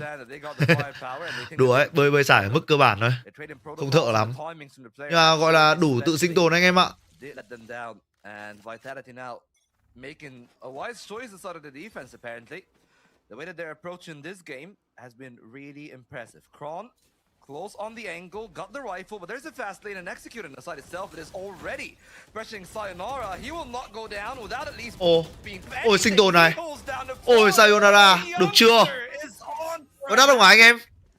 Em ơi, thằng trẻ con này có đáng để đợi không? Chronicle bắn bết cho nó quẩy kìa. Ôi trời ơi. As he quickly joins the rest of their ranks, Vitality are back in full business. If you know what Sayonara means, it means goodbye. And this is what he told them when he saw him and peeking out from C. Paranoia was shuffled. Beautiful timing coming in here from the oven. And I bet you that Sayonara definitely went all across Avianoras and Neki, knowing exactly where they were, not even taking a single shot before he falls down, but it all thanks to Profik, who bought him a lot of time with that paranoia, sponsoring at least one of his... Sayonara roll flex hay như nào á? Flex anh em ơi. Flex xì xa xì xù luôn đấy. Rounds and entries is not going to be off plan for the rest of the game. Ui. Because Vitality Oh. he does know how to counter it, and this is Hacker dog à? a beautiful prediction coming in from Bắn gì đây? Conical already took one shot in that double door. I wouldn't be staying in that position too Ồ. long if I were you, mate. Cú shot phải đục kinh đấy. Rendezvous still feels confident about the line of sight, but it's getting more and more risky. The shaves are getting closer, but thankfully Durka. Anh em đang xem livestream cho mình xin một like nha anh em ơi, thank you anh em nhiều ạ. Tiếp 600 anh em, 600 mắt xem mà anh em không like em Tumi cái.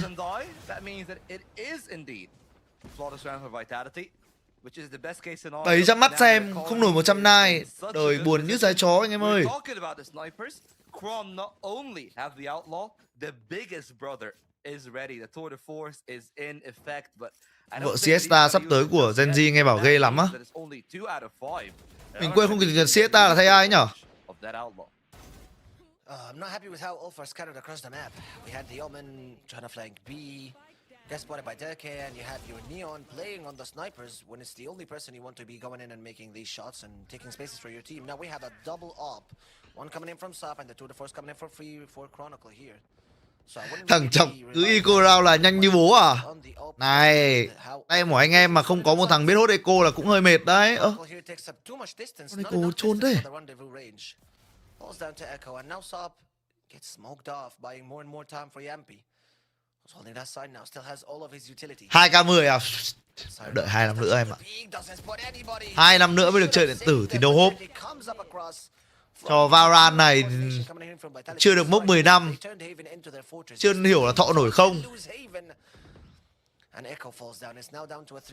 Sayo 208 anh em ơi, sắp đủ tuổi rồi. Mùng 4 tới đây là đủ tuổi à?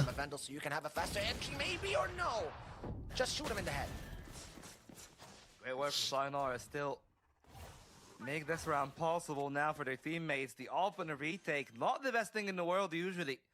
But with the spike planted towards long, Profik.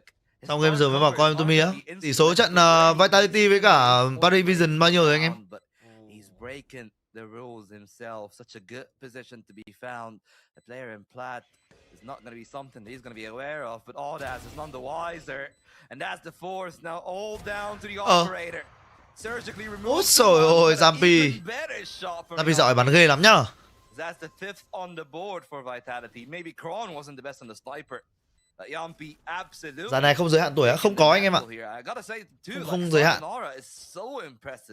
Nói chung là như tôi đã nói rất nhiều lần thì giải này chỉ là một giải mid-season để anh em những team ở nhà không phải đi master họ giữ tay, với cả họ có một cái môi trường để cạnh tranh, một cái danh hiệu để cạnh tranh ấy. Đồng thời cũng là nơi để Riot họ gọi là thử những cái chiến thuật, những cái ý đồ mới, những cái cách tiếp cận mới với cả các giải đấu. And that's going to be the main thing for this Vitality lineup, is that if they get Durka back in full firing force as well, they can be one of the scariest teams in all of EMEA. Yeah, Stefan shining here. This player just recently got 18, by the way. Far as I know, he's getting close to 18, or I don't know, I'm not exactly sure if he's 18 yet, but this is one of the youngest players in this match. And here's a fun fact. Coming up here for us on the screen, since moving to Vitality, Derke has redefined his role. In EMEA Clash, he holds a +14 first skill, first death differential. Có thằng nào chưa đủ tuổi như thằng Sayo bắn giải này không được qua ngắm giò có thằng Sop với cả thằng Echo này. Hai thằng này đều là chưa đủ tuổi đấy.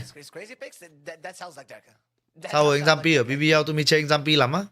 Chê là chê cách nó xử lý nó bị chậm chạp anh em ơi, bắn cả hồi đấy bắn tệ thật mà. Not as big of a sample size as what you would expect it to be. And again, for Vitality, they absolutely dismantled Focus that time around. I gotta say, Durka was a lot better than facing the opening duels. Ui, ốp nhanh đấy. Ui rồi, nó đốt kìa. Vitality, a lot less so, but still Profik. Done some immense work, down to 23 points of health, and out of absolutely anywhere he could have gone. Ông đã tele quả gọi là dại luôn này. Sayonara. Using that chaos to his own element, but even with the weaker buy, Ulf have found such a magnificent space here. Tí đi vệ sinh anh em ơi. Supposedly an easier duel for Neki. And if he finds the shot on Sayonara, this round could easily break open. So it is all about the timing of Sop as well. If the two of them can combine, it would be something great for Ulf. But realistically, Sayonara, so aware, well above his years and wits. And that round now feels slated to the B side, which theoretically is the easiest to retake of all three. Yeah, we gotta give it to Profik for this round, though. Running in from sub like a bad habit, making sure that this ultimate is over, making sure Electricity gets shut down on this Neon before he wants to take the second shot on him. Neki has been able to land an operator for himself, though, and Profik has been stuck for a while now in the attacker's base. Rolls her vest for a lovely omen. I think the retake should be relatively easy because Yamp is able to get him back to full HP here. No shields, but it doesn't matter. There's an operator, so it's irrelevant anyways. But you still have a Guiding Light, you still have a Trailblazer, you still have both of your smokes, you still have the Paranoia. Should I keep going? Vitality has so much utility in order to be able to help him take this round back.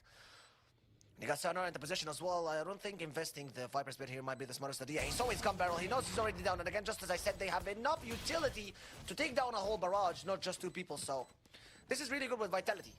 Their util usage has been so perfectly aligned with each other so far. You see Dirkie go from mid. Profik covers him from immediately the double doors. So the combination on this team has been really crazy. I think the way they use their util, the way they sync with each other has been massively above Ulf at this point. Ulf are just either go crazy, or we don't use any util or just call it a day. But Vitality has been way more organized in their util usage than Ulf so far, at least in Haven. And this is what makes the big difference in the 5 rounds between both of them now.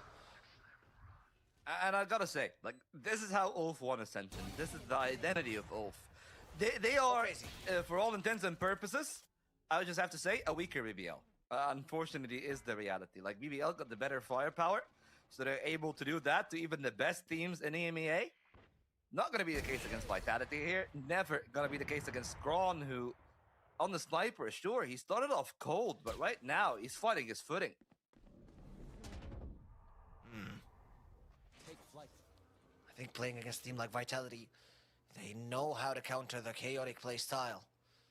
And again, I highly disagree with putting Sop on the Neon, because the entire idea of you having a Neon in your team, again, you do want faster engages. Okay, I understand that Sop is really good with the operator, but like, you're slowing down your team, you're making yourself handicapped on purpose, because if you're not getting the Neon going in as quick as she should, she's definitely not going to be making these shots. But Sayonara, as usual, holding Seaside with his life. However, Odas might be able to get the spike planted just for the extra credits. Cancels the plant again and takes down Profik, all with 30 HP and a dream. But then you have Dirkie gliding here, holding space button. That counts for free, and 3 kills for Dirkie. Now shining with his operator, so... Ulf, I guess we have to take a tech pause here, maybe? I mean, sorry, tag pause. That letter makes a huge difference. No more text, please. I don't want to see no any more text. Yeah, thank you. Yeah. Tag, not tech. Oh, tag. Okay. I mean, tactics-wise, Vitality definitely being the better team here. But there's definitely some space for Ulf to play in, which is something that, hey, maybe Vitality can try to improve on that, be a little bit more crisp in their rotations. But credit where credit is due.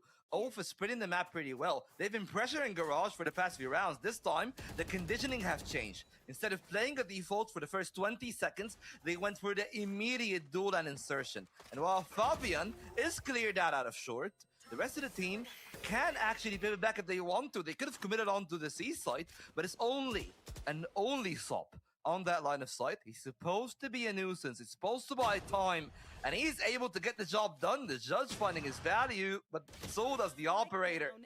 Such a well-played angle there from Sayonara, and that makes it a lot easier for both Yampi and Dirkie to finish double. Now holding on to this A side, and it seems that this is the final destination for Ulf.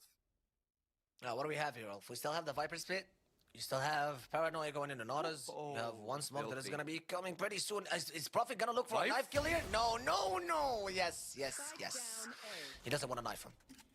Respect. Respect for Profik. Minus aura points, but it doesn't matter. Sportsmanship is all what matters in the end.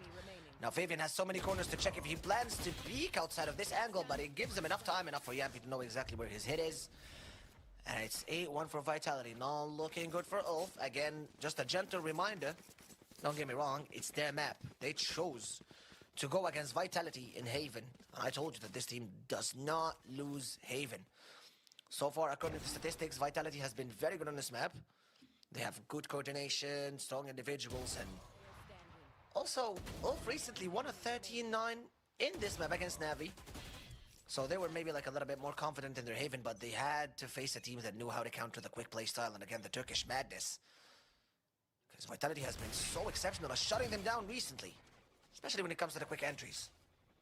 And again, Vitality only loses to the best, and clearly it shows on their tactical level. The new addition, the Moldovan, still excellent in locking down the site, and that is beautiful from Sayonara. Oh, maybe he's the piece missing.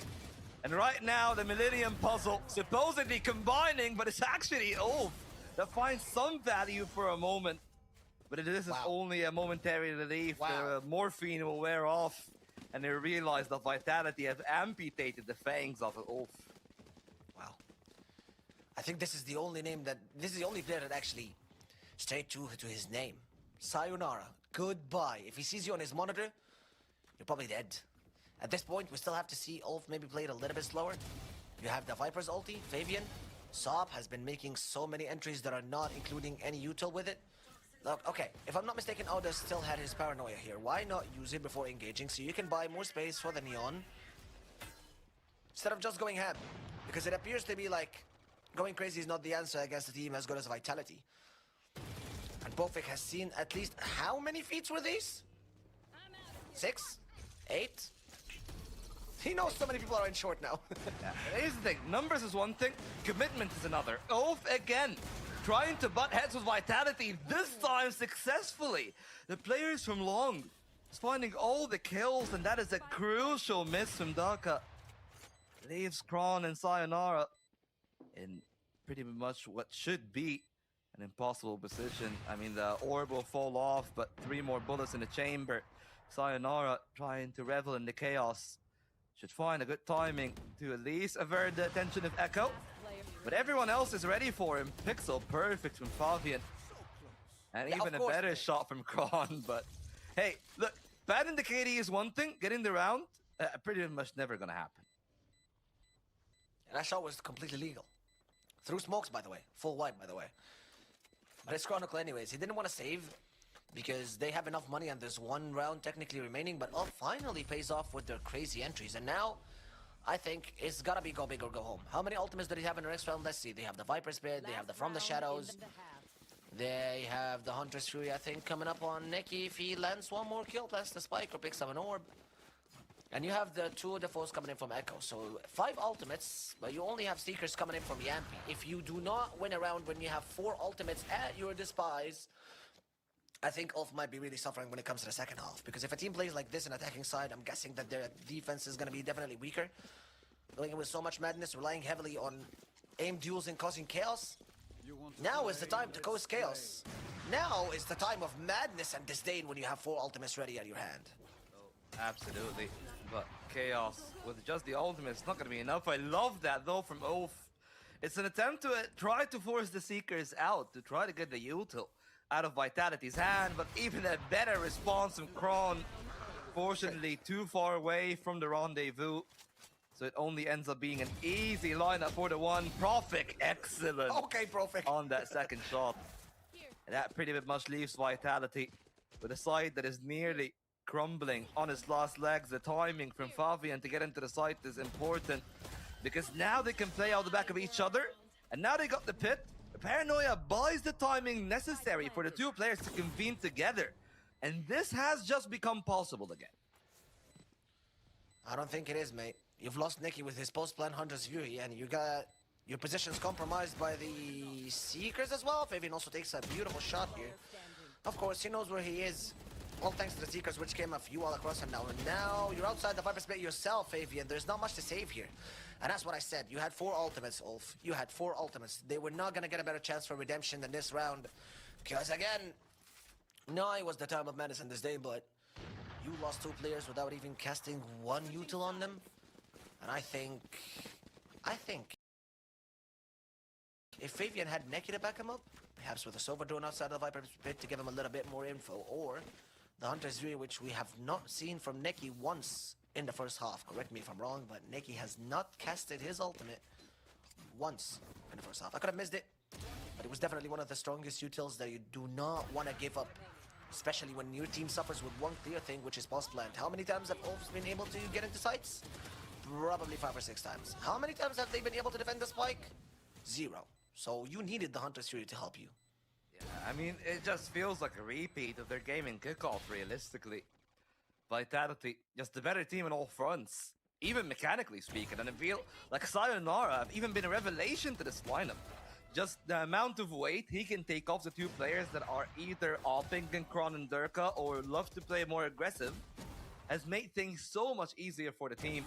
And, you know, personally at least, I do really feel for Yampi being one of the very few players that, outside of his stint with Liquid, I remember like in 2023, right? They made Tokyo, they made champs, they looked pretty good, but 2024 wasn't the best season. They didn't get any international spoils. This time at BBL as well, only a single series away from champs, but it has been elusive for Yampi, right? And I feel like Vitality as a whole, they're building a team to consistently be one of the best in EU. And right now, we're seeing the pieces of that. You just compare that level to what we've seen from Na'Vi, what we've seen from KC. Hell, what we even seen from like both ULF and Foot. It's just a much cleaner brand of Valorant. And even when they're under attack, I wanted to see how many layers there are to this play. So the players on A side not only find the kills thanks to Sayonara being an animal, but they also have already attacked the B side, and Bobby and almost finding the collateral there. Yet despite all of that, when all is said and done, Vitality still got the numbers advantage. 10 rounds on the defense of their choice, and the 11th feeling like a reality here. It is foretold, it's a matter of time, and ULF got nothing to say about it. This is beautiful Valorant coming in here from Team Vitality again. You see one person, you can expect at least one more guarding his back, right?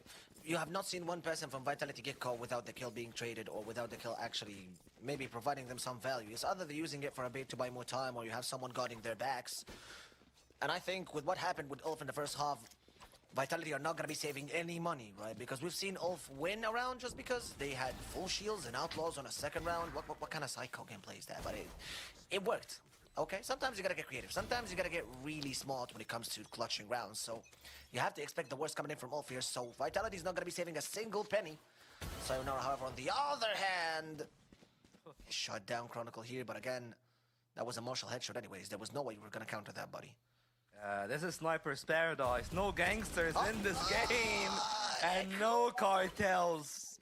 Even Chamber cannot rely on his counterpart to make the magic happen. Fabian didn't even need to see the shoulder. I think he just saw a pixel there. And he's deadly as ever on that Sheriff, but Vitality, they skate away with their lives, still down in numbers. Luckily for them, not really any of the guns picked up yet by ULF, but they're already in backside and they were not prepared, but Profik is more than capable of shutting around like that down. There goes all of the chances of a retake. Sayonara pretty much putting a nail in the coffin. Neki with just the classic. Yes, it can do magic at times, but look at where the spike is planted. Look at where Vitality are playing. This is, again, Vitality just having a masterclass of a read, and Yampi's doing it all. The man is fragging, the man is scalding, the man is opening for the team. Now he's playing the initiator. And I feel like with that kind of firepower that you can even say, hey, Profik, Kron, Sayonara, go kill. And they just win rounds, even against a VCT team. Yeah, just give the order, mate. At this point, it's also not just good calls and IGLing overall, yes, but I believe that even when someone on the team makes a mistake, you have someone covering up for him. Like, we've seen Derek miss like a few shots on Sop and Odas here when he came to the backside engages, but at least he was a punching bag for Profik to land these skills. Like, even if you're gonna mess up a few shots, you have someone else covering up for that. You have someone else giving you time to lick your wounds on the shots. And this is what Vitality has been doing. Good teamwork from them overall. Now, this is a beautiful play coming in from Neki and Odas, because if one of them died, the other would have been able to make the trade happen, and that happened. They did give him the trade. But again, Important one, yeah. And the other side, the A side, they find the kill and Sub. I've slowed down the take, and now just one player remaining, Yampi. Sure. Usually, I would say that he's got the pieces, but he's lost all of his util, and he's lost his life. Oh, find the third, then. I'm still a little bit scared that that is all that they're gonna amount to, because Vitality still can afford to purchase one. It's a good shot. It's a good shot from Fabian. Knocking down EMP, who has had the spike. If he killed Fabian here, there was definitely a chance to plant the spike and look to play it from so many angles and C side. But there we go, Ulf.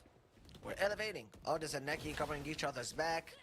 You have Sop and you've had Fabian covering both of them B side. One of them went on door and the other could hold B main. So teamwork is definitely elevating here, but you cannot compare them to a team like Vitality here when it comes to communication and teamwork. Yeah. And of course, because they forced the last round, they're going to be suffering on economy a little bit this time. They spend so much money on their util, which again is something they're heavy on. You have someone like Sayonara that could have been able to afford a Vandal. Same thing goes for Profik, same thing goes for Chronicle, possibly. But again, being aligned as one team when it comes to util and also firepower is something that's really important. You don't want two people on your team buying and the rest just suffering. Picking up what's ever left from the war. Lovely. Lovely chip damage.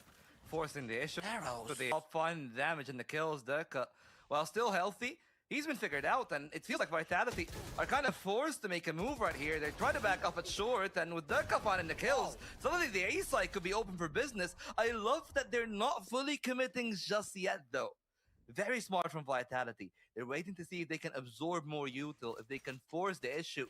And now that the drone is out, they've made their move back towards B, and both B and C side are a lot weaker. If they go to Garage, that is a complete open road. The carpet is basically rolled in front of them just to go to C.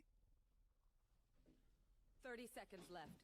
I think it's safe to say that they're just playing the mental game with Team ULF here. The paranoia to help up with the rotation as well could have been quite more useful when it comes to C entry, but if they're paranoid, they can't just see, but they can't hear as well.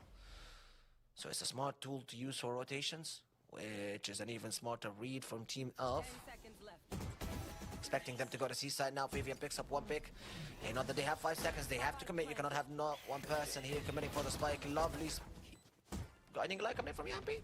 But he is left with no weapons, has to run for his life now. And I think firepower-wise, it's not that easy for Team Vitality unless Chronicle has something else to say. But Neki says no. Late rotation coming in.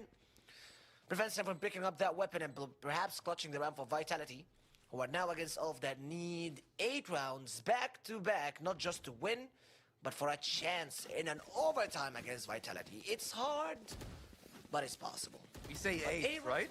But it's actually 10 in totality. They already won 2, but they still need 8 more. If there's something that can be the magic makers, rounds like these where we see a lot of good things from ULF, right? They sniffed out where the attack could be potentially coming from, slowed down the pace of progression at long, and the amount of chip damage there from Neki was so pivotal, who otherwise isn't really having the best of games on an individual level. If anything, Sayonara is leading the server by a mile of Vitality. Switching up their optics again. In the last few rounds, they were defaulting heavier towards mid and B. Only once that they went towards the A site. Echo has consistently been a nuisance though. And maybe one of their tactics could include a way to force Echo off the angle at short. Right now, Echo has already taken himself off, leaving just the operator at A, which should initially be spotted by that Trailblazer, I assume, and it will be, and that forces Sop initially off the angle, but he can still go for a second shot. Yeah, he has to play very wary here, though, because he has no shields to back him up, and Chronicle takes down Otis as well. You're no longer with a smoker present on your team. This is going to be making it extremely hard for Team ULF to retake. So Vitality, if they're able to land that spike, it could be potentially very harmful for Team ULF. And you know, again, that Sub doesn't have a shield on him, so he has to go back. He has to give up the side, and retaking without a smoker doesn't seem like the easiest mission. This could be it for Team Vitality if they're able to land the spike, especially because they also have it on Yampi, who's 1 kill away from getting his Seekers, and Seekers in a 1v4. Maybe 1v3 perhaps after landing. These could be hard. You have the Viper open, you have Profik alive, and now it's down to a 3v2, maybe 4v2 actually, but Fabian is the only one left alive, and it might be seeming like a mission impossible here, buddy. Despite the fact that you got the Viper spit, you're still surrounded by 4 people that want one thing, your head, so they can get to the next map. 10 more days for Sayonara to be legally eligible for a VCT stage, but today he proves what he's made of. 23 kills, for what is now still a 17-year-old talent, and it's taken ULF by storm. Impressive performance coming in here from not just Sayonara himself, but Vitality as a whole. This was beautifully orchestrated, this was beautifully communicated, this was beautifully played, this was beautifully prepared for. I could say that word in any sentence and it would still make sense with how Vitality was performing in that game. Now, it's, again, a map that was presented and it was put on the table just because ULF wanted to play on Haven. I believe that Vitality chose defense for a reason, and we have seen why they decided to go with defense here. Now, Volt, this was an impressive match to watch. I might be a little bit scared right now for ULF in the series, because if this is how you perform in a map of your choice, Abyss might be a tough pill to swallow here. But this was it for me and Volt. I think MP and CUNG definitely have a lot to say about this match, because Vitality, you need a lot of analysis to be able to just decide what are these guys cooking. They're extremely crazy. So let's throw it back to CUNG and MP to tell us more what happened in this map. Thank you so much, Volt and Morgan. This is a tough pill to swallow for ULF. Vitality completely owned this Haven map. They were absolutely amazing. I don't know about you, but I was not expecting this. Yeah, I mean, I kind of talked about it in the pre-show that I think this is gonna be similar than what we saw from VCT kickoff. You were thinking that it's not gonna be the same. It's a whole different roster for ULF. But let's be honest here. This is a Vitality that has 26 international tournaments versus a team that has just debuted in the VCT circuit. And that's just the 3 players from this team, not counting Echo and Sop, who are yet to get the chance to get their first game in VCT tier. So obviously the experience is on the side of Vitality, and to me, it was just clear. Vitality are having fun here, and that was the clear difference maker on the server. They were enjoying this, picking the double operator. Sure, they were playing good Valorant, but in the end, to me, it just showed that Vitality were enjoying themselves.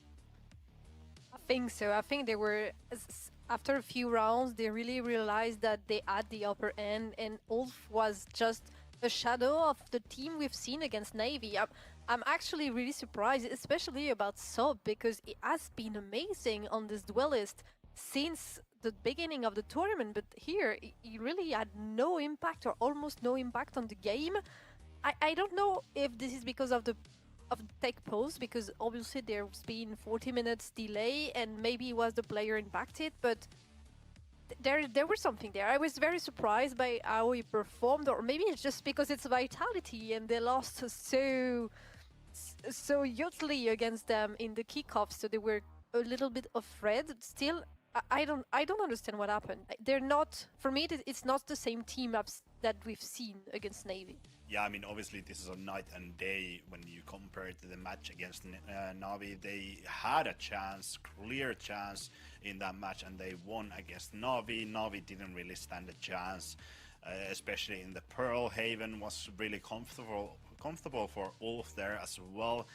What I loved seeing about Sop was that round 2, him picking up the Outlaw, it actually working. They got the Thrifty, but unfortunately for ULF, Vitality got a Thrifty instantly back, and I think that's kind of where it started. Vitality instantly killing that momentum that ULF got from winning that round 2 after losing the pistol, and from there it kind of snowballed. Round 4 was a brilliant round from Vitality. I think it was decent execute from ULF, but Vitality just having that knowledge of where your players stand, what utility your players want to get. Profek, incredible paranoia, utility to support. I think Sayonara on the side completely destroyed the exec from ULF, and then round 5 Dirk just dashing in, already showing signs that they do not care about any pressure. They are confident here and they do whatever they want to. They did whatever they want, and one player that actually did that first sense is Sayonara. Yes. He picked up the Viper so that Chronicle was free to play the Chamber. I really like this change from Vitality, and I think it could definitely work in Stage 1 EMEA.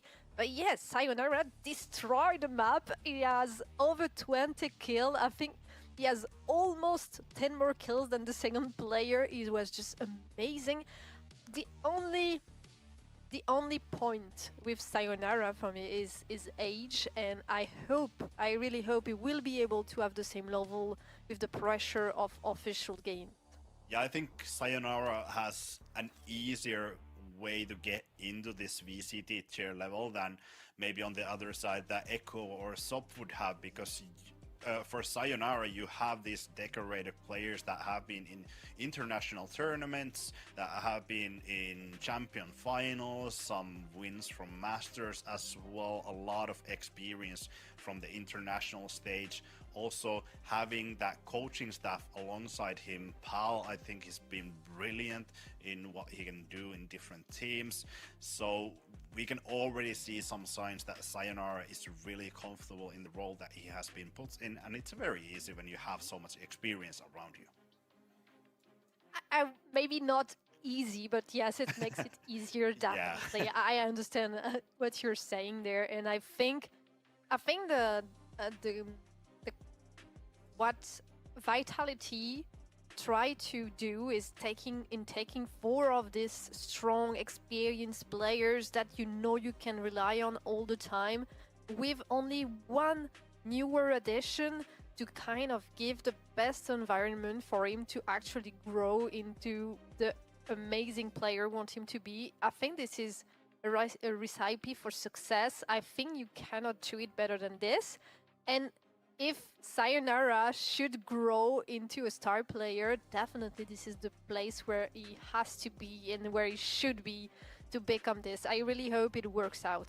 Yeah, and you kind of highlighted the roles about Sayonara going to that Viper. It's really interesting to see where this is going to go in terms of some new maps coming in. Obviously, we kind of saw the new look from Vitality in Abyss. That's we're going to see it probably again. I don't think they're going to switch anything around, but coming to the VCT season or stage 1, it's going to be interesting to see whether Sayonara is going to pick or stick into this flex role where he plays kind of initiator, then sometimes he picks up Viper, he might go on a Phoenix. I don't think he's going to bring that Yoru back again, because Yampi has taken that role, but to me it's really interesting to see where he's going to slot in into this team, because you have a lot of flexibility around you as well. In Chronicle, Yampi can flex to different roles, obviously being in that Yoru mostly, but he can definitely go to the initiator roles, as we saw here with the Sky. Beautiful roster with amazing talent alongside Sayonara. Amazing experience as well. This is, I think, I've already said it several times, I think, but for me this is the main thing I like about Sayonara, is because to give a little bit of context, I think that a lot of the very young players that are brought to Tier 1 are usually duelists or very aggressive players, and Sayonara actually he is able to flex. He can fill any roles that you need him to fill, and this is super valuable for the team, and it's perfectly clear on this Haven map that we've seen here. Chronicle is a very good chamber. I think he wants to play it more because he thinks that it can bring a lot to the lineup. But before, he was kind of forced to play something. For example, on the Haven, he was playing the Viper because there weren't really a space for him to give that role away and be able to play the chamber. But here with Sayonara, it's possible. The guy is able to play anything that you want. So this is a great flexibility and offers them the opportunity to actually try a lot of different things. Really like it. I actually do love that point. Sayonara not being that main duelist on the roster sure can flex on that situation or on that role. Usually when you bring a young player into your roster, like you kind of highlighted, it's going to be that duelist. I think them bringing Sayonara in here, not as a duelist, shows maturity from Sayonara. You have to be more mature, more maybe calm and collected, more calculated with these different agents. You cannot just go run in like maybe Sop does. I think Sop is great at his role, but I think in terms of playing a different kind of role for those youngsters, it's something that we don't see that often, and it's brilliant for Sayonara to be picking up different type of agents like that Viper and playing the initiator role here and there as well. Yes, I really loved it from him, definitely. I think this is also showing, as you said, maturity, that you can fit into a team to make the team stronger and not only wanting to show that you are the best player, because this is very important. If you want to create a team that will perform, yes, you need very strong individualities, but in the end, you need to have players that will put the team first. And I think Sayonara, as we see right now, is this kind of player. He's actually happy to fit in the team and choose the role that will make overall the team stronger, even though he's not the star player. And we've seen, even with a Viper, it can be, definitely. Yeah, I mean, he can definitely take those kills, and it's really hard to be a star player when you have Derke on your team at one point. Yes. Undoubtedly the best player in the world. Sure, has kind of lost the title, but it's been very strong in the kickoff, actually. It was yeah. top 3, so... I mean, yeah, It sure. still has it. He still is a really strong player, but probably not the best in the world right now, Yeah, as he was agreed. back in the days.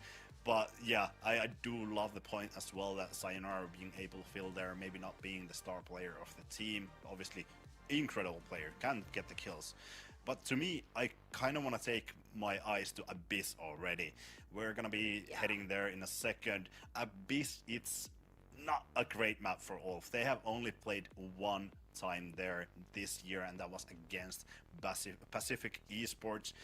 It was a win. It was a decent win. To me, the Waylay Jet composition in that map can be hard to play with. Obviously, it's great for ULF. They have double initiator, you have Sova and Breach, but to me this composition is kind of one-dimensional. It heavily relies on you being able to dive on the side with the double dashers. Your Breach has to be on point, and against Vitality, who has already gotten experience against these type of comps, imagine at least from scrims, they know exactly how to play against them. They kind of flex on a different type of agents as well, bringing the Harbor in. It might be hard for ULF to adapt to this agent composition that Vitality has. I guess they're gonna drop the Waylay. I think it may happen because this was with the previous roster. Okay, they're still gonna go with the Waylay, so they kept the same composition. Actually, I'm quite surprised because they changed a lot of their lineups on other maps with Echo and Sop. But here they chose to go and stick to this composition that, as you said, might not be the most meta one. On the side of Vitality, obviously we see the Arbor again. This is not very surprising because I think they want to test it to the fullest. So we'll see if it works once again, ULF. Mic to our lovely caster, Volt and Morgan. Thank you so much, KK and MP. I like that your names also have abbreviations because it makes it easier for us to get into the game and get into the action again. We've seen Haven and how it went and how Vitality was dominant in that past game, but I definitely think that it might be even harder for Team ULF on a map that isn't their choice, specifically Abyss. Specifically that they have one agent that my particular mate here really likes seeing, which is the Harbor back in Abyss. Volt, you've called for it. There you go. Vitality answered. I'm really glad about it too, because it really flustered anything that Focus were trying to do in that game, and it stunts a lot of the play, especially when it's on the defense. Kron have just showed that the entirety of Vitality are willing to play to the strength of the Harbor, which is something that maybe we've seen from KC a couple of times. Of course, Engine Zeech being big proponents of the Indian, but I mean, the main thing for me is always like how high the wall goes up the stairs when you're actually walling down middle. Is that it unironically makes it impossible to trade from either the high or the low. So you can be a lot more aggressive on the side of Vitality. I'm thinking that they're going to be reliant on that. Last time around, though, the biggest importance was actually Yampi and the kind of performance Yampi had on the snipers. We've seen the snipers reign supreme once already. And most likely, it will be make or break for the two teams here again. Might be a little bit exciting to see the double duelists going in here from both compositions. Yampy hopping back onto duelist, and IGLing on a duelist role might be a little bit risky. But I trust Yampy. I trust his shot calling. This is a player that we said does quite literally everything. He shoots, he calls, and off as usual with the crazy quick entries. Beautiful position coming in here from Yampy. Again, not compromised by the quick entry by Echo. We didn't get to see him, but at least we got others trading in one kill. And Derek, as usual, shooting in from the smokes. Check his PC. This guy definitely knows exactly where to put his crosshair, specifically when hidden behind a smoke. Quick entry, but not a quick plan for Team Wolf so far.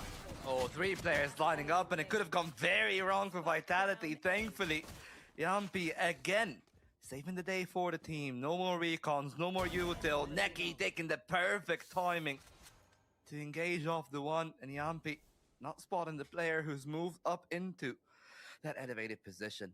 Carries a significant amount of risk for Neki. He can catch the spike, but then with the 30 seconds on the timer, he might even have enough time to rotate all the way towards B if he wants to, which is why Yampy cutting off that rotation from middle, making sure that if he is going to go somewhere, it has to be towards that A site. And Neki has made that choice himself. It's going to be an open plant. If he's planting where he's standing, it leaves both positions open, and the arrow means there's going to be no util whatsoever for the Euro in the post. Yampy could be literally anywhere now. That rift walk. His position is so uncompromised that Neki has no idea. He could be CT, he could be outside A main. One place he could possibly never be is on ropes, though. Same thing goes for Yampy now. He could be anywhere, but at least CT is a little bit expected for Neki because that was the only position he could have possibly rotated to. Tries to fake the plant and the defuse. 4 kills for Yampy. Beautifully orchestrated round between him and Neki, who also had a very good timing and knocked down Brovik when he had no idea that he was silently going up that rope. But with 10 HP and a dream, we see Yampy with that rift walk again, making Neki just scratch his head. Where could he be? Where could he be? You know, we said it. This guy's a one-man army. Starting off the round a little slow with the first shot, but after great combination play from Vitality, playing off the arrow sayonara early on, and while the read was good from ULF to expand into spawn, I really like the fact that not only did they take some of those duels, just how calm Yampy was start to finish. Now the Outlaw is already out in round 2. ULF again, not scared of taking A main, which usually, you know, a lot of teams will play Veto, would find a lot of success on that line of sight. This time, no Veto on either side, and ULF used all of the util on the waylay, which means now they scale on foot, and that makes the shots a lot easier for Profik. 2 is found, and nothing is gonna break their deadlock despite their utility not coming in initially. Kron makes it easy for Profik, who lines up his own quad kill now as he follows the footsteps of the IGL. Vitality, with how many players survived of that round prior as well. Like, just the weapons that are left over, they look very dangerous into this round 3. Impressive round, as usual. But the only thing that I'm scared for here is that ULF again have not been able to change their playstyle or perhaps to adapt to how good Vitality is good on their adaptations with ULF. You have to adapt to the adaptability of Vitality. Make that make sense. Adaptation. Or whatever that word that I just came up with. Hopefully it makes sense. Lots and lots of information about ULF that they do not fake sites. So, you know, if you see that many smokes, somebody's gonna try to be making an entry, and that Wrecking Bolt came up way too late from Neki. So Derek's position wasn't compromised, and then you lost one of your 2 duelists for free. Now Fabian falls by the hands of Profik, and now you're forced to play around with 1 duelist, 1 initiator that does not have any flashes or info gathering to help you win that round. The beauty of a shot from Salt, but as he said, this round feels like it's nearly impossible. Yampy can most likely at least get another kill for the team that will make it a 2-on-4. And it's very smart from Yampy not actually to overcommit into a round like this. Yes, the gate crash is there, but unlike a rendezvous, unlike a tailwind, it is not as instantaneous as a movement ability. And they elect to let the side go. So Vitality, by the courtesy of the leader, will play to their number. 2 stars, 2 shocks, nearly the entire pelt of the utility for Yampy as well. And now they're all lining up. It's going to be a big retake from Spawn, most likely led by a flash from Yampi. Flash hops up. A little bit too early of a peek though from Dirk. Doesn't really matter. They still have more info gathering in their pocket than Neki has, for example. But now he's left in a 1v2 position. Luckily enough, though, he does have a Wrecking Bolt, and there was one more smoke placed for him by the Astra before she left live. Wrecking Bolt gets up the weapon, only to fall hands by the hands of Sayonara, who again does it. We've had 3 rounds now for Vitality. 4 kills from Yampi, followed up by 4 kills from Profik, and now 3 more kills followed by Sayonara. Each and every member of this team is an entire army by himself. And imagine we haven't even talked about Durka or Karani yet. Like, they can still step up when the time comes. Vitality are putting Ulf through a maze. And while Ulf usually known for its ferocity, I guess the wits is not there in comparison to the bees. Vitality definitely had the better of them, maybe not in the initial duels, but just the re-clears after that they've taken the first fight. Look at there, even Audas couldn't find that much after. And that's the great thing about Vitality. But it was all predicated on them finding the first blood. Something that they have been doing ever so successfully in that first half. If it ever goes wrong, then Ulf actually starts with the kill of their own. Things can be very complicated. Thankfully, it should be easy for Yampi, and indeed it is. First up for Vitality, and while they've left the site open, there are no real ultimates here because they get the spike on Fafi and not on Sop, which is a call that I'm kind of surprised about myself. They could have had the Blaze by now. And if anything, the kill from Neki is the soul-saving grace for the team, but the spike is too far off from the players at the window, and they're just grinding on them piece by piece. The domino crumble. It's the house of cards, as fickle as it is. Vitality, just with a gust of wind, able to clear another one. For not looking too good right now for Ulf. Favian not been able to land a single kill so far. And with a composition that has 2 duelists, one of them is the Waylay as well, which has enough util to help herself get into sights and maybe get out of them if things get too bad. The second one being Favian on the breach. So many flashes on this team, yet you're not able to utilize them yet. So, I think it's a util thing still. It's definitely not aim duels, because we've seen so many good thrifty rounds being won here by Team ULF, specifically in Haven. And now in Abyss. It's about to be an open 1v1 because something happens to be peeking the very same angle. The deck might be peeking, but that smoke fake shuts their operator down a little bit. Deck has been able to get a good spot. He now is sure that at least one of them passed. Unlucky enough to meet his operator now, and it has been Favian. Again, 0 and 5. You now lost one of your 2 initiators. So how many flashes do you have left on the team? 0. I mean, the good thing for Vitality on top of that, they got the information in middle. So they got everything pretty much lined up to guide Ulf back into that B site. And as you can tell, while Yampi might not be ready to take the duel on B just yet, he's already got a TP. But the rotation from Sayonara. Oh, this could have come at the exact worst timing possible. Still a star present for Profik. Still got the Cosmic Divide. But it's all going to be a matter of timing. He sneaks ahead through. He's going to alert the rest of the team. And while the TP is not there, he's still able to hold on pretty well. The Waylay, again, just being a sacrifice. And there is nothing found by Ulf. Too many smokes on that side, though.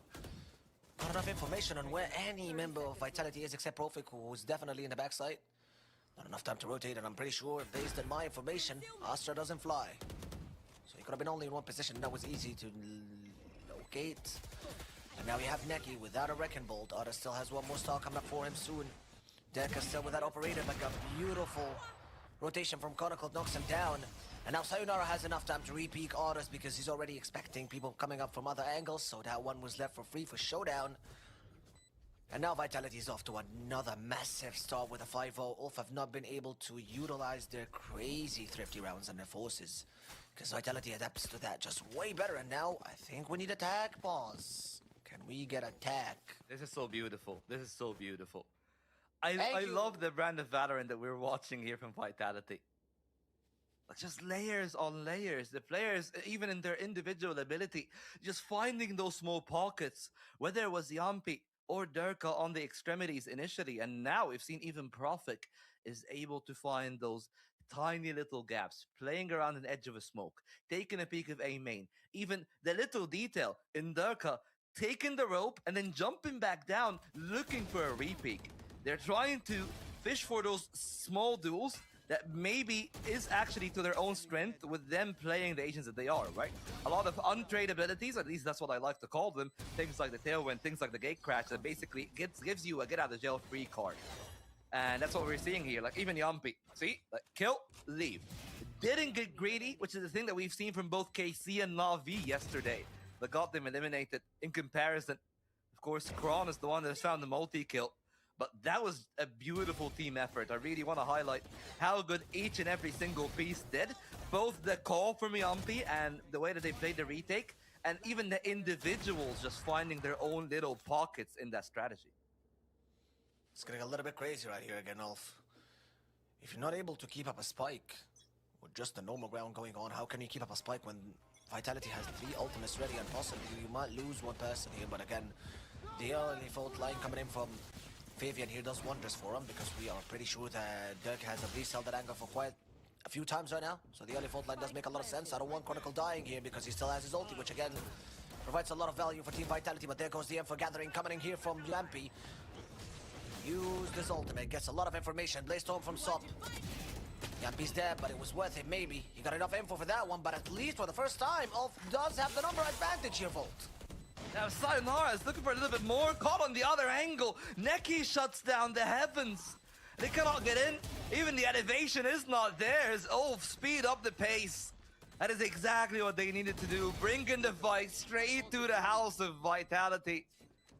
And unfortunately this time the bee's nest shaken. But it cannot avenge for the tree falling apart despite Sayonara's best efforts. ULF finally putting one on the board, even taking down all 5. They'll be happy with that one, especially that Vitality expended a few ultimates in their attempt of a retake. Yeah, but this again shows us the importance of tactical poses when it comes to Valorant, right? Because this has happened for like 3 rounds in a row. Dirk here picks up early, gets a free kill by the operator, unpunished for so many rounds, but as soon as the tech pause ends, again, sorry, I've been traumatized for a little bit now, but as soon as the tactical pause ends, we've seen the early fault line coming in from VIE-ENG, shutting down the operator on Dirk, giving more time for the Waylay to dash in, this time traded if they died. And you still have at least the Hunter's Fury coming in from Sayonara, and also getting very close to the ultimate from the Echo. Oh, lovely from Yampi. The 1-2, man, that's so beautiful. They got a player in the site, but Prophet just isolated another layer. Just like a maze. Feel like a rat that is trapped in this part of the map, and now nothing to do for Neki and Audas. Sure, the spike to be planted, but if you look at the way that this map is being played now, Durka got the backstab. Operator should be an anchor, should be the linchpin, but there's a chance for Neki to still steal the kill away. With Durka missing, there's a duel given to ULF, but it's not gonna be enough. Sayonara steps up, and he delivers both. And ULF, despite the timeout, just a bump in the road, no more than a single round that they found. That was a beautiful record coming in from Sayonara as well. Compromising 2 players. Even if only one was revealed by the Reckon, you can definitely expect where the other one is standing to hold this corner from a corner that wasn't really spotted by Vitality, but they know where to expect firepower coming in from ULF. You have to look for these Wrecking Bolts, man. You have to destroy Sayonara's Wrecking Bolts. And again here, I blame only Sop for not being faster on the re-peak to at least try and trade Echo, who fell for a reason. I think it's unfair though. Was for no reason. Because like Vitality switched up their conditioning, right? Like Vitality played a lot slower on B. They didn't press danger. They didn't make this jump. This is the first time that they did it. And even when they did it, there was a Hunter's Fury. So how are you supposed to trade easily, right? Even the angle that they're supposed to pass through wasn't the easiest of ones. Durka still alive. Lucky enough that he's got the support of Kron, and even he will deliver one of his own. The spray down delivers immense damage, and this might be a round over from ULF before it even begins. They're caught on all lines of sight, and Chronicle rolling back the years, just shutting down the site. Even on the harbor, he's able to deliver. Him and Durka shoving down all 5, and that's a 7th on the board for Vitality. It's quite scary because even the things that are expected by Team ULF coming in from Vitality. They're not able to react to it fast enough. You know that THEO has been opening that angle for so many times. Ever since the tactical pause happened, we've been seeing a fault line from VIE-ENG every time to shut down THEO, but they did not expect the Blaze Storm. Now, soon as they heard the updraft on that corner, they knew that this was one person that is not going to be stopped by map borders because he's definitely peeking that far angle outside of the site. Yet he was able to take one person and dash away. So, even if you know it's coming, Vitality just does it better, really. It's a matter of not just reading them anymore, not just adapting anymore, it's just a matter of gapping them every round. And this time THEO decides to change his operator position. And Yamp is going on the flank. You just cannot expect them, and even if you do, they just do it better. Still, Audas getting that kill. Giving ULF some space to play in the side. It's a crossfire that usually can work in the favor of the attacking side, but the utility coming in, the Reckoning, shutting down the side, but the players offside are the ones that are doing all the damage. Another one from Neki. Kron has gone early, and it's all in the hands of Prophet, who drops down into danger, but the shorty is not reaching enough. And ULF find the second. And I feel like this still could be better than the 10-2 that we have seen on Haven. But the reality of the situation is, the ultimates are still rolling over quicker for Vitality. So at the bare minimum, I'm expecting an 8th. I might be able to blame like just one person for that past round. Yampy, full flying position, could have killed VIE-ENG and just called it a day. He decided to get a little bit greedy, looking for more and more kills, perhaps with a good trigger discipline, but VIE-ENG had enough time to react. And Echo just celebrated his 18th birthday 2 days ago, so happy birthday, Echo. Happy birthday to you. And I think THEO has also been celebrating with him, like, with these off shots, giving him gifts after gifts when peeking sides. But there you go. Someone to spoil the party. A great collateral there. Echo and all that, shutting down any attempts of a retake. They deny the flood before it even starts, and THEO now willing to roll back the years. We haven't seen a big multi-kill from the Finnish duelist. Now is the time for him to combine with Prophet. I agree, that was an overpeak for sure. Still got the shocks, still can find the time. Prophet gets the 1v1, but THEO quick on the trade. And it's beautiful from Vitality. A team that is ever so flexible. And right now, they're showing the standard of what you're supposed to be delivering as the VCT level team. Even saves the operator. Cherry on top of the cake now. You don't have to deal with one ult, maybe two, perhaps. Or did he pick up that operator for himself? It doesn't matter, because in both cases, I do not think that ULF's economy looks so good here, Chief.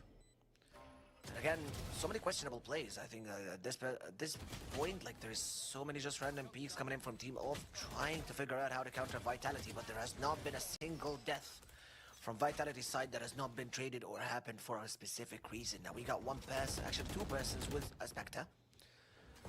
And at this point, the fault line is going to be coming in a little bit late from VIE-ENG. You should give that ultimate point to VIE-ENG because his Rolling Thunder makes it easier to enter sites. No, they give it to Sub instead. Questionable choice, but alright. He gets a kill to make up for it anyways. That definitely was the plan, yes? But he dies. So he doesn't have the ultimate anymore. Cancel everything I just said. Well, rolling back around. Apparently is what we were trying to do. Kron, ever so reliable from that position. Finds even two more. And he needs to make it all 5. But he's gonna be denied. Audas shutting down Vitality. Some life in the wolves. The pack survives, and they're given Vitality a farm for their money. All right. Woo for you, Mr. Audas. That was a beautiful round coming in from both him and Chronicle. Untouched, by the way, up until the last play going in here from Audas, who was in a 2v1. 2v1, or at least 3v1 was it. Still manages to win it without any util, and this is why ULF are scary. Sometimes, when things look bad, you might have someone like Audas just shooting heads. He kills Chronicle with a few body shots as well, but that doesn't matter, just take it and leave it. VIE-ENG still has his ultimate, so I wouldn't want them trying to enter a side without at least one of these, and he definitely knows here as well that there might be some focus on You've got him concussed, but it doesn't matter. He's still taking one more with him before he dies. How did he even do that? Hindered, sure, I understand. First bullet accuracy, but the second one was absolute magic from the North Moldovan. And now Neki's left in the clutch. Last time around, the Astra delivered. Now, You need your wits. It's an eye of magic. It's an eye of science. Supposed to give the foresight to Neki. And he's got the right read, isolating the one-on-one with Durka. Might even catch him off guard outright. Durka's none the wiser. Sova peeking just around the angle, and Durka is not prepared. Neki now making the A-site his black tempo. And Yampi have to be successful in the raid. The rage of ULF still alive. 40 seconds is the timer. And Neki has made the gambit. He's run around from backside, moved over to heaven. The arrow to feign the presence, but Yampi not spotted by it, and he's still looking for the angle. Neki needs to go for a peek, catches Yampi on a timing, and it's back-to-back clutches for ULF. And they finally get to see some fight. 4 rounds is not the best thing in the world, but that's much more of a fighting spirit. With a pistol, we might really have a competitive affair. Yeah, if you're able to take down these 2 pistol rounds, I'm guessing ULF does definitely have a strong chance of coming back in a series. And again, Neki and Otta stealing themselves. I would say that Neki definitely was underperforming when it came to Haven. Wrecking Balls came a little bit late in these past few rounds, but he's been doing really well on Abyss so far. Again, massive plays coming in for him. Specifically, I'm not that forgetting the 1 round day 1 when he was extremely smart with the slow going out on rope. So this is like the 2nd clutch coming in here from Neki alone, securing his team 2 wins. And I could say the same thing for Otters. Individual skill might not save you for so long, but it will definitely give you a fighting spirit cutting Volt. So that spirits are up. They're ready to come back if they can keep up the same play style. Now, I wonder how you will be able to apply the same exact methods when it comes to defense side. Because if ULF knows one thing, it is how to cause chaos on attack. But the Recon, we see them start suffering really hard when it comes to utilities and defense side. So if you want to have a high chance of winning, pistol rounds are your favorite chance here. You've got to do it. Pistol rounds are gone, means Vitality might be able to close it out without even a chance for comeback. Yeah, but here's the thing. It's not only that you need to win the pistol. Like we've seen in the Haven, it can get ugly if the Outlaws are brought into question. And we've seen a couple of massive rounds here to close off this half, but realistically, I gotta say, even despite those last couple of rounds, they were only heroics. We haven't really seen coordinated assault from ULF. It's gonna be a little bit easier on the defense. You can pick and choose your battles. And the arrow not spotting either of the 2 duelists, but Vitality, the ever so smart team that they are, the call has been made. They've abandoned the A side despite not using the arrows. The full-on assault on middle. And ULF have conceded that little bit of space, Morgan. So now Neki will be tested by 3. Lucky not to lose his head there by the Sheriff. Yampi has been quite a handful himself. Sleight of hand from the Yoru. Needs to deliver the killing blow. Anything. It's ULF that beats them to the punch. It is only Durka that have found the kill. Still 3 on 4. There's an advantage for ULF and a player on the site that should have been able to deliver the killing blow. A little bit labored for Audas. But he still got the kill in the end. That is beautiful play from the Astra. And he just walked into the crosshair there, Prophet. Audas making it look easy, but it was anything but. Yeah, lovely round coming in from ULF. Hoping for more and more. And you now have the double duelist as well, so that's double marshals. Free way to get out after you miss at least 1 shot. At least, shall I say. At least for the Jet. Maybe on the waylay as well, because you're able to get back extremely quickly. But again, Audas has been playing out of his mind for these past few rounds. And what is it up again with duelists not performing and getting kills and matters being taken into the hands of controllers and initiators in this game? I have no clue. But we got Deke. To be fair, that has been the case for Vitality ever since kickoff. That has been the case for Vitality for quite a while. Yampi is supposed to be the duelist that gets the job done, but with a firepower disadvantage like that one, it is always expected that ULF are gonna win. Okay, I'll tell you what we say in these cases. IGL tax. There you go, that's your execution. Deke maybe might have been able to do a little bit more here, but Fabian says no. And that's a beautifully orchestrated round. Again, how many times have we seen one member from ULF again able to take at least like 4 people by his own? Yeah. 5, 6 rounds, I think. At this point, ULF's firepower has really elevated since Haven. And are we really sure that the map V2 was correct?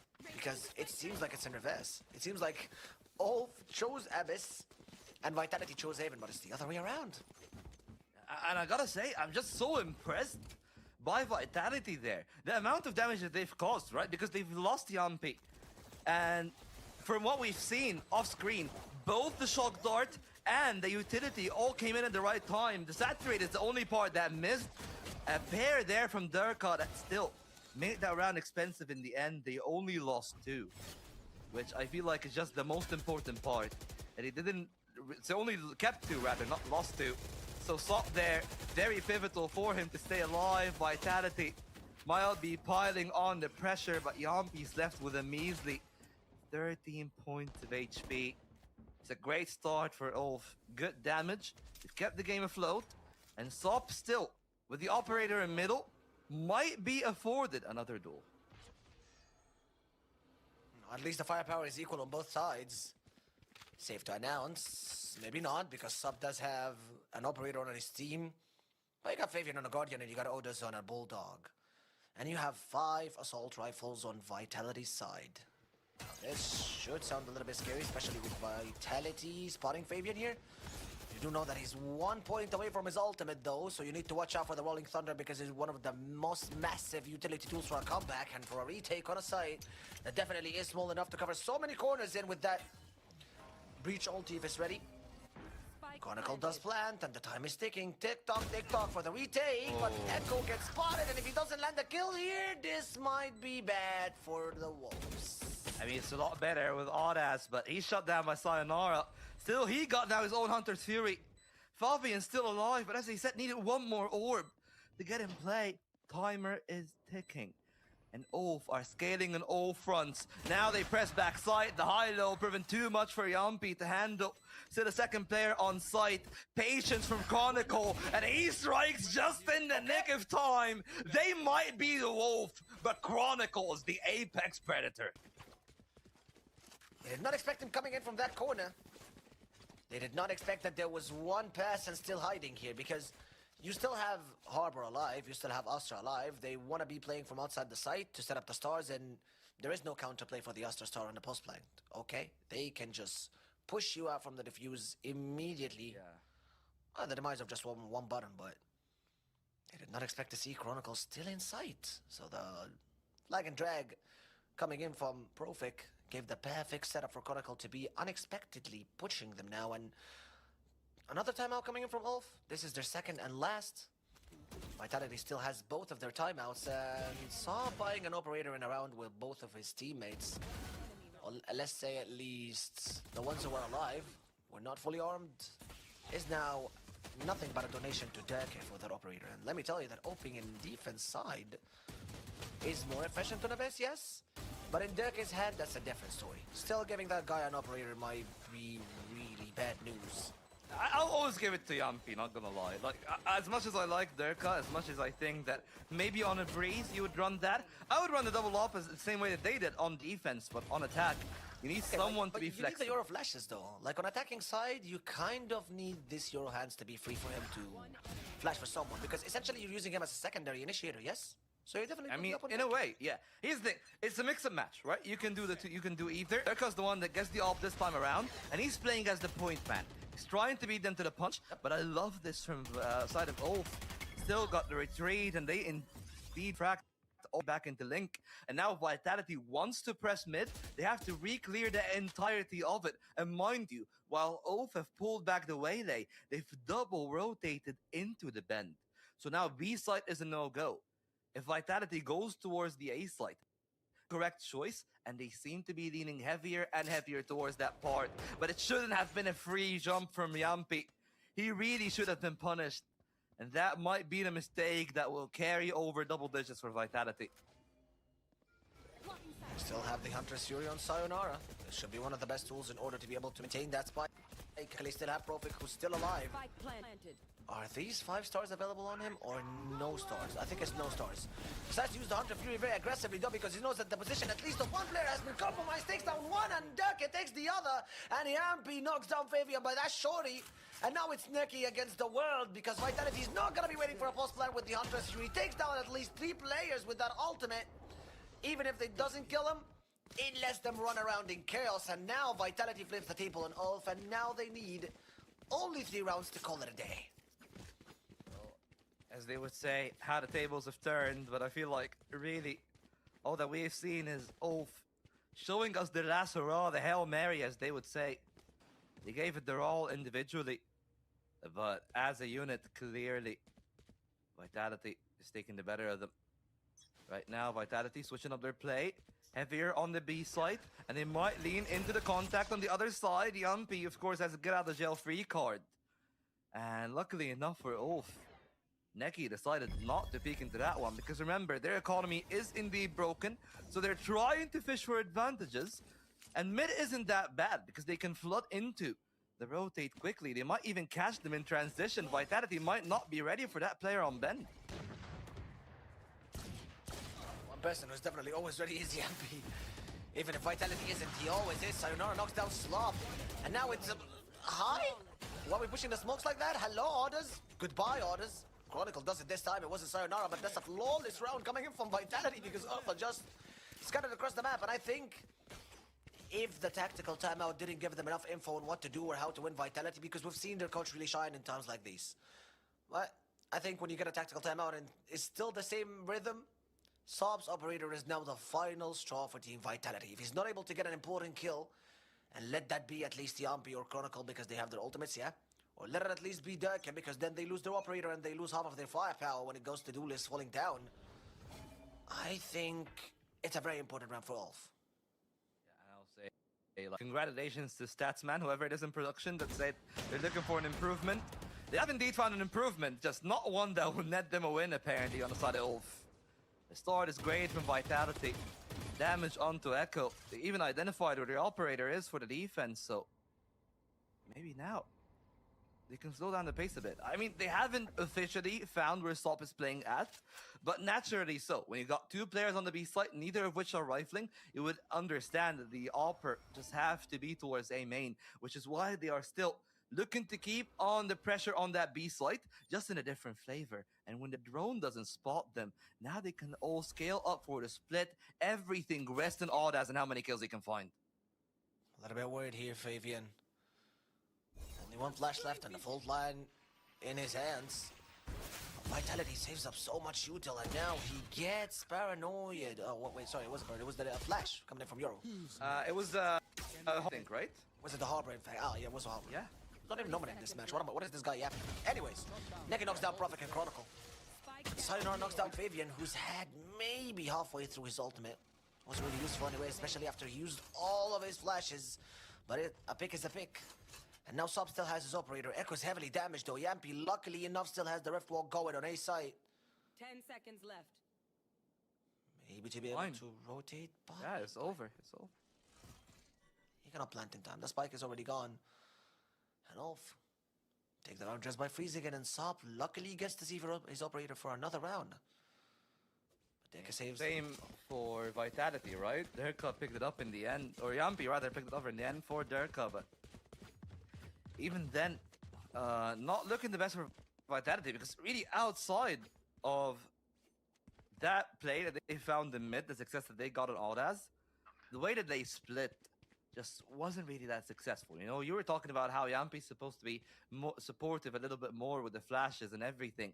How many blindsides have we actually seen being successfully capitalized upon? That is the real stat. And I guess another statistic that's going to be very important is the head-to-head of the snipers. This time around, Yampy got caught off in the off angle. Great work to play the elevation. And Vitality, this time, getting the drop on the defense. Necessary to find the success, and Derka is as clinical as ever. Finds the first no trade on Fabian, so he gets the repeat success with the assistance of Neki, and they cannot find anything else on the side of Vitality, while Kron have found himself in the heart of the site. It's a 2-on-3, and they're begging to find an advantage anyway to make this retake playable. It's now a gun game. Not many utils left for all of them, except for Prophet, maybe, who still has 1 or 2 stars up his sleeve.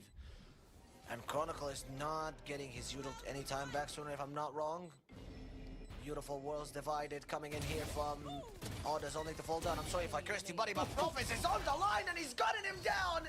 Like dominoes, they fall 1 by 1 on his hand. It doesn't really matter if Vitality doesn't have any more util. They still have Chronicle and they have Profik on the line to assure they're one more step away from victory. It was such a great round there from Durka to start it over, but that space is capitalized on so perfectly by Profik in the end that I really thought that ULF won the round here. When they got those couple of duels, they were playing the retake, got to it heaven. It was just them not really dedicating enough resources for the other side. That allowed Profik to have so much freedom. They didn't even stick to the heaven, they instead dropped, as you've said, and guess what? You're an easy target when you're dropping.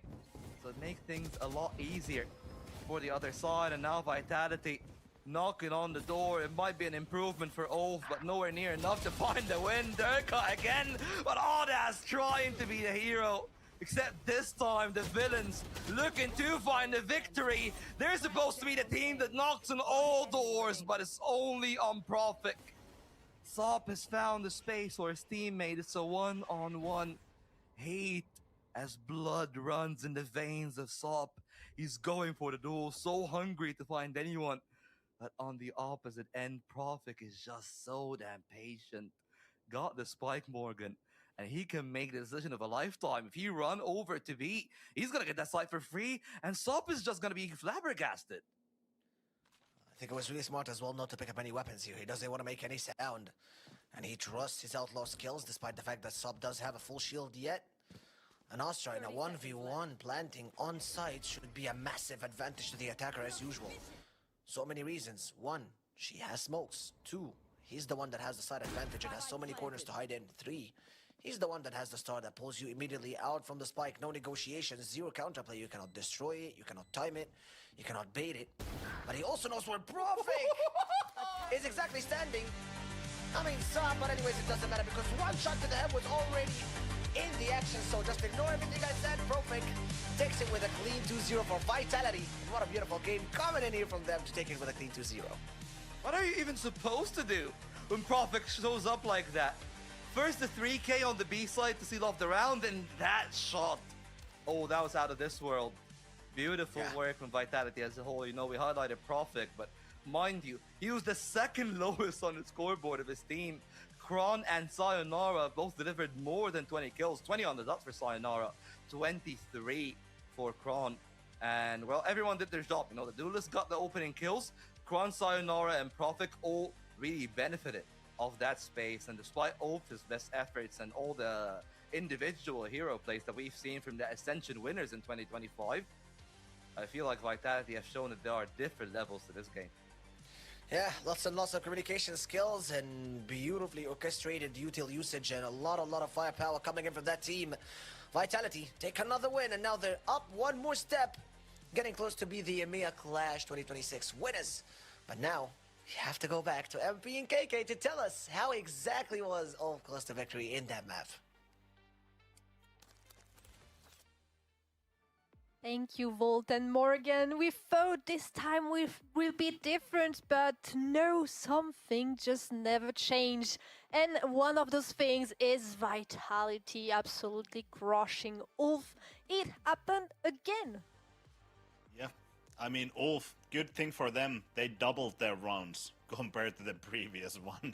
I think they actually over than doubled, but in the end, it's not quite enough when you face against this such an experienced team. I think for Sop and Echo, it was kind of a cold shower right here. They were absolutely getting demolished. Sop, where he usually finds a lot of value in the attacking side operator, he couldn't really find any value this time around.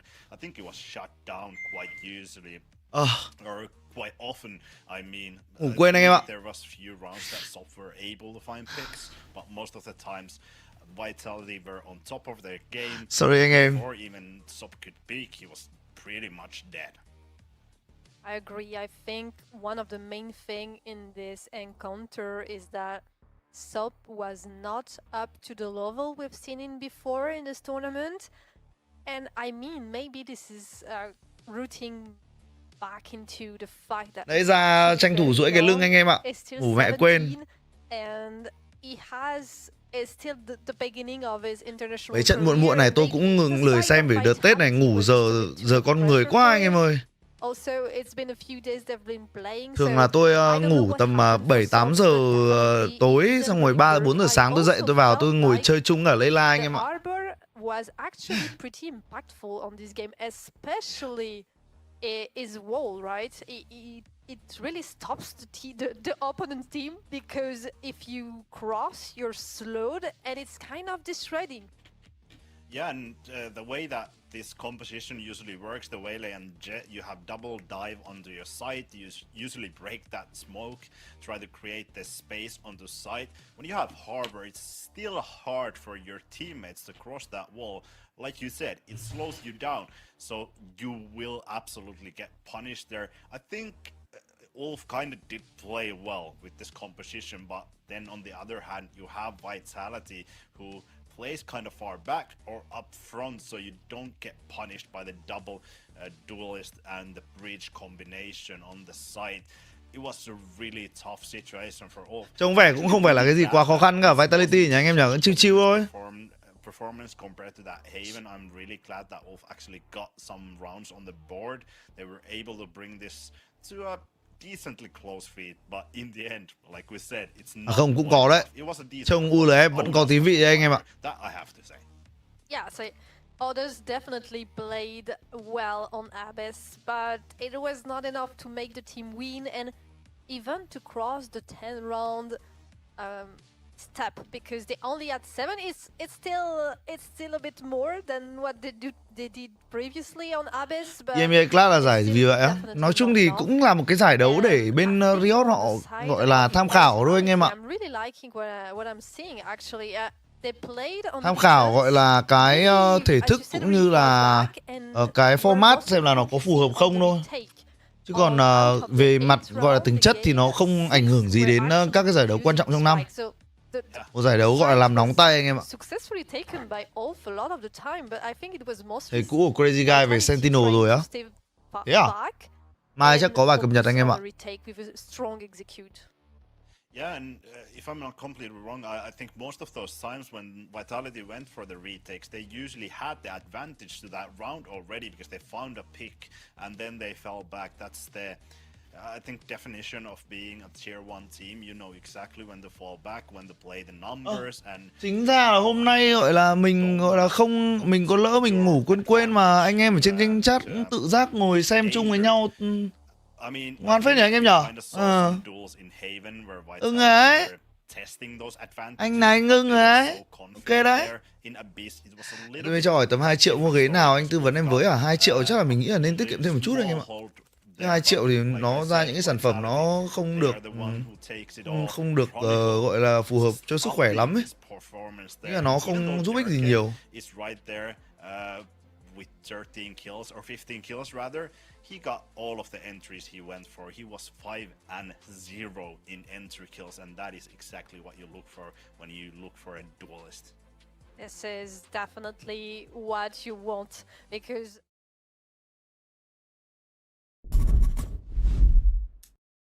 rồi.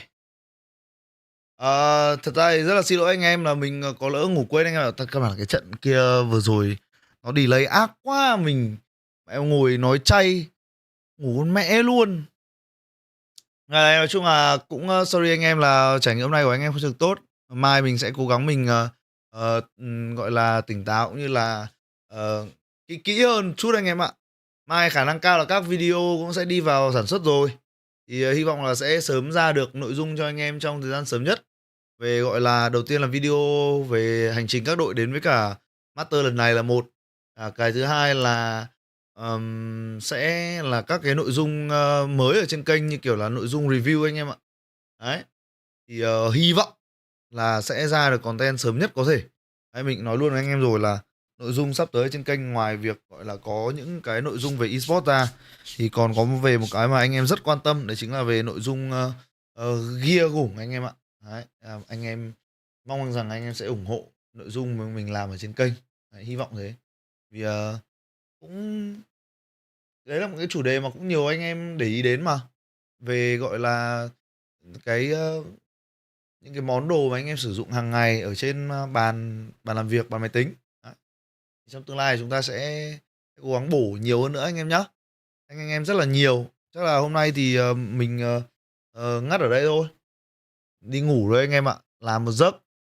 Sáng mai up video là ngon luôn anh em ạ. Thế nhá. Hẹn gặp lại mọi người vào tối ngày mai. Tối ngày mai chắc chắn là Vitality bắn tiếp rồi. Từ hôm nay cho đến 25 là Vitality sẽ bắn liên tục 2 ngày anh em ạ. 3 ngày. 3 ngày. Đấy, yên tâm sẽ vẫn có Vitality. Yên và tâm. Thế nha anh em ơi. Chúc anh em ngủ ngon nha. Tạm biệt mọi người.